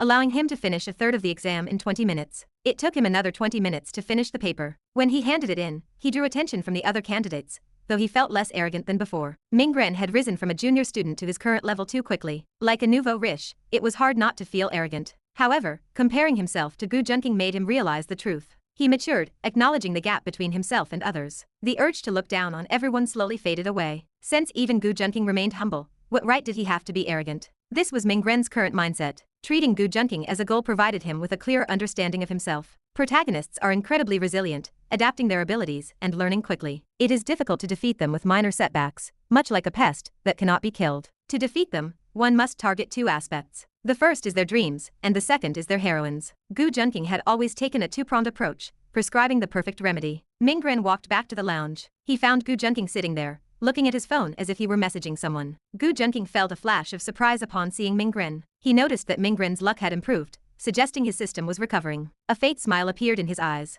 How could the protagonist grow without pressure? He needed to cultivate them into ripe crops for an easier harvest later. Even if Mingren managed to gain some benefits, it would not amount to much. The thousands of villain points meant nothing to Gu Junqing. Besides, he had learned a few new positions to use on the heroines. Gu Junqing put away his phone with an unreadable smile. Mingren walked up to Gu Junqing and placed both hands on the table. His eyes gleamed as he spoke. You should remember me now. He craved Gu Junqing's approval. One day, he would become a man like Gu Junqing and earn the admiration of others. This was how a man should live. Though he had previously been satisfied with himself, seeing Gu Junqing made him realize his own shortcomings. Not enough. Gu Junqing smiled. The protagonist, not yet fully awakened, was not even qualified to be his opponent. He would focus on luring away the heroines around him, like Bai Ji. I will make you remember me. I will definitely defeat you in the college entrance examination. Mingren declared this and left the lounge. He had to study against the clock, as if racing in a game. Shortly after Mingren left, Murong and Ningyu walked out together. They saw Gu Junqing waiting for them, ran over excitedly, and took his arms. They simply wanted to be by his side, and did not want to be separated for a moment. Junqing, let us go out to play later. Murong said this gently. They had rarely gone out with him recently, as they usually only met in passing at school. It was during this time that they noticed Gu Junqing went to teacher Yumiajin's office every day. Every time he came out of her office, there was a strange scent on his body. They had shared intimate moments with him, so they recognized the scent as one of romance. Obviously, something had happened between Gu Junqing and Yumiajin in the office. This caused them to feel resentful. The main issue was that Gu Junqing had not mentioned it to them. They wondered how many other confidants he might have. Gu Junqing checked his schedule and found he had nothing pressing to attend to. He readily agreed to their request. Although he was busy, he still managed to find free time. As long as he comforted the lonely minds and bodies of the heroines, he could maintain his schedule, though this required him to take care of his health. Thinking of this, he picked up his thermos and brewed a tea consisting of ginseng, goji berries, and deer antler. These were excellent for nourishing his vitality. It was a warm and considerate gesture. Gu Junqing sighed and went out with the two young women. Having dealt with the two protagonists, the new one had either not arrived, or had not yet grown up. He took advantage of this time to relax and spend time with the heroines. As the saying goes, he had fought a lifelong battle, so why not enjoy himself? He decided to play some music and dance. The villain points obtained from the heroines were no less than those obtained from the male protagonists. Especially after Gu Junqing mastered new techniques, he felt as if he had discovered a new world. His eyes had truly been opened. Take Yumiajin, for example. Every time Gu Junqing tried a new technique, she wore an expression of disbelief. With his skillful hands, relentless stamina, and various techniques, he could overwhelm anyone. He possessed a vast repertoire of methods that left his partners breathless. To be honest, very few people could withstand his prowess, not even the teacher who taught knowledge. Of course, the price he paid was that he often felt completely drained afterward. Chapter 224. Gu Junqing walked along the paths of Muye Middle School with Murong and Ningyu,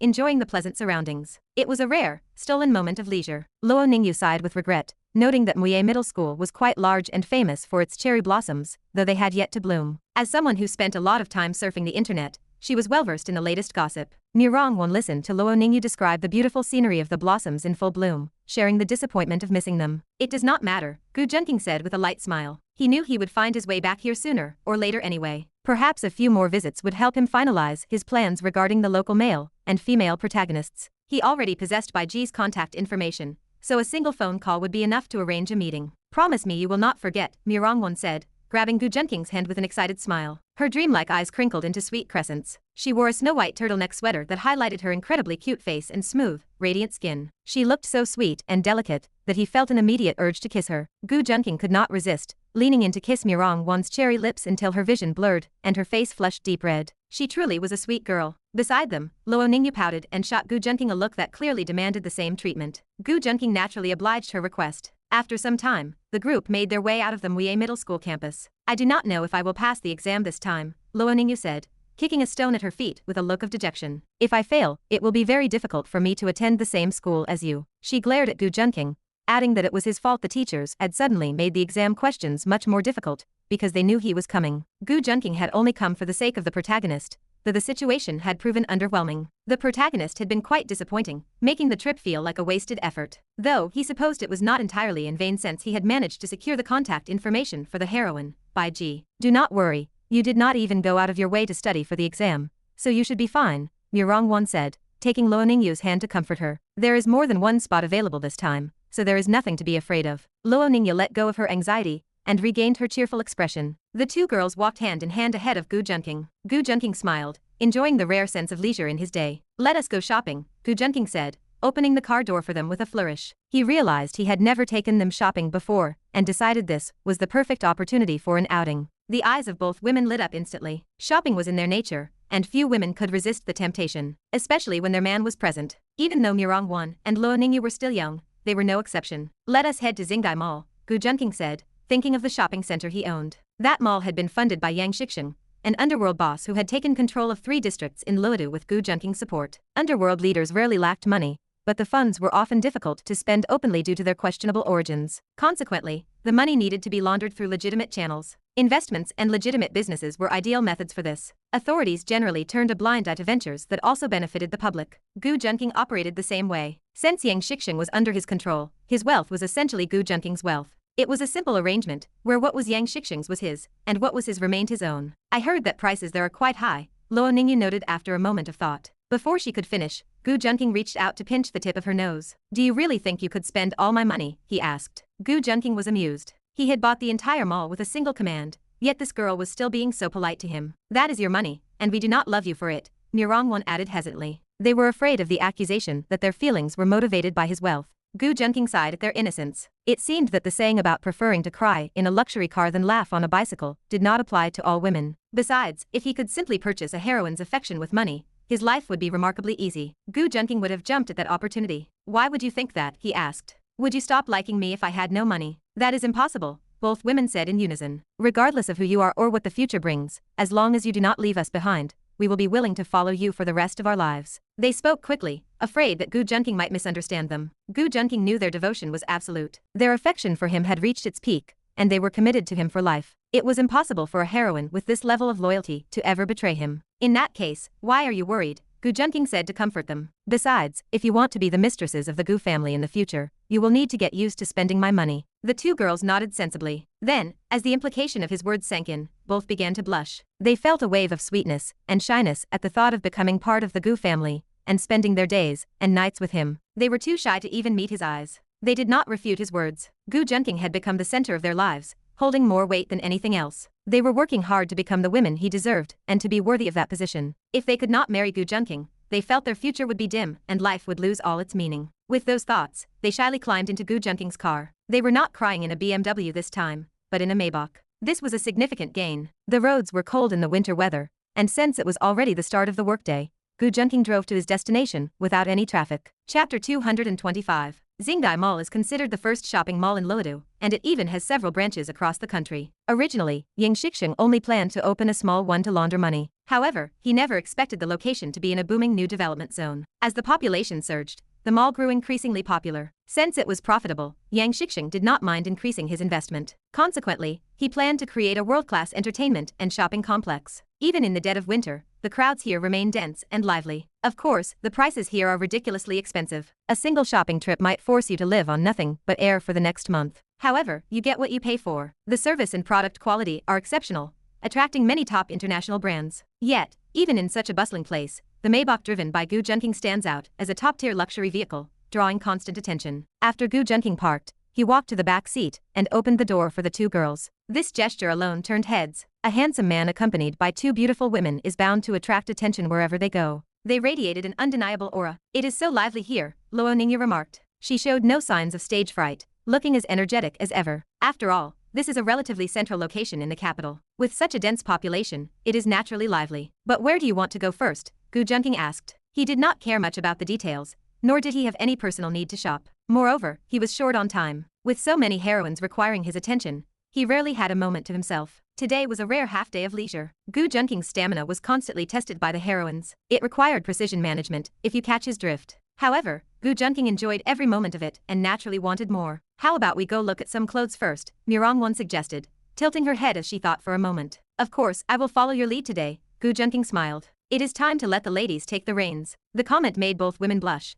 but since Gu Junqing gave his consent, they took full advantage of the opportunity. Gu Junqing soon regretted his words, as the two girls proved to be formidable shoppers. They had already visited at least a dozen stores. They usually acted as if they could not even twist open a bottle cap, yet now they showed no signs of fatigue after clearing half the floor. He did not buy anything initially, though it was certainly not for lack of funds. Gu Junqing, having played the role of the villain for so long, wanted to act like a domineering CEO, but none of his usual tactics worked here. "This is the last store, I promise. Let us just go inside," Ningyu said, pulling the slightly exhausted Gu Junqing along. "All right," Gu Junqing agreed, rubbing his temples in resignation. The two women happily went inside to try on clothes. Gu Junqing felt a spark of joy just seeing them so happy. He could not offer them exclusive love, but he could certainly do his best to make them happy. For instance, in the dozen or so stores they had already visited, he had secretly purchased every outfit they had liked. They would be in for quite a surprise when they returned home. Gu Junqing was always meticulous in these matters. "Junqing, does this outfit look good?" Murong one asked. She wore a pair of cute rabbit earmuffs. A scarf was wrapped around her slender, jade-white neck,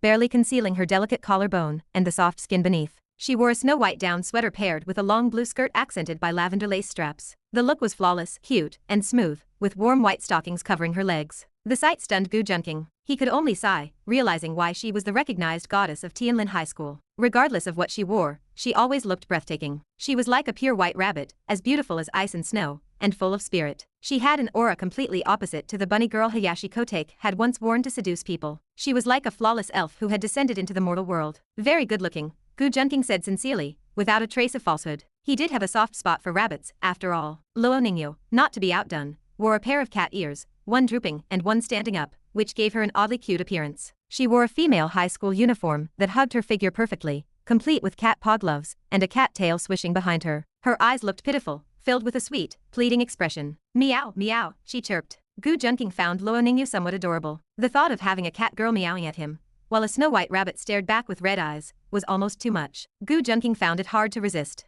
Now he finally understood why ancient kings often neglected their royal duties. To be honest, as long as one did not exhaust oneself to death, one had to show great restraint and supplement with nourishing meals. Ginseng and deer antlers were barely enough to keep up, and 3 square meals a day were absolutely essential. The ancients were perhaps more hedonistic than modern people, which explained why so many emperors were short-lived. Gu Junqing finally understood the reality of it. Buy everything, he decided. He finally realized this was a store specializing in costumes. It was no wonder the two women had insisted he come in with them. They had been planning to seduce him all along. Gu Junqing kept his expression neutral, but Murong won, and Ningyu could tell he was becoming rather excited. The two girls started to snicker. Fortunately, only Gu Junqing saw this sight. Otherwise, countless others would be haunted by their beauty in their dreams. Gu Junqing felt relieved when the two women finally changed back into their regular clothes. He had, of course, bought out the entire clothing store. He decided it would be best for the heroines to have several sets of costumes, effectively opening a private zoo that only he could visit. Cats, rabbits, and the like were Gu Junqing's favorites. Murong Wan and Ningyu had opened a door to a new world for him,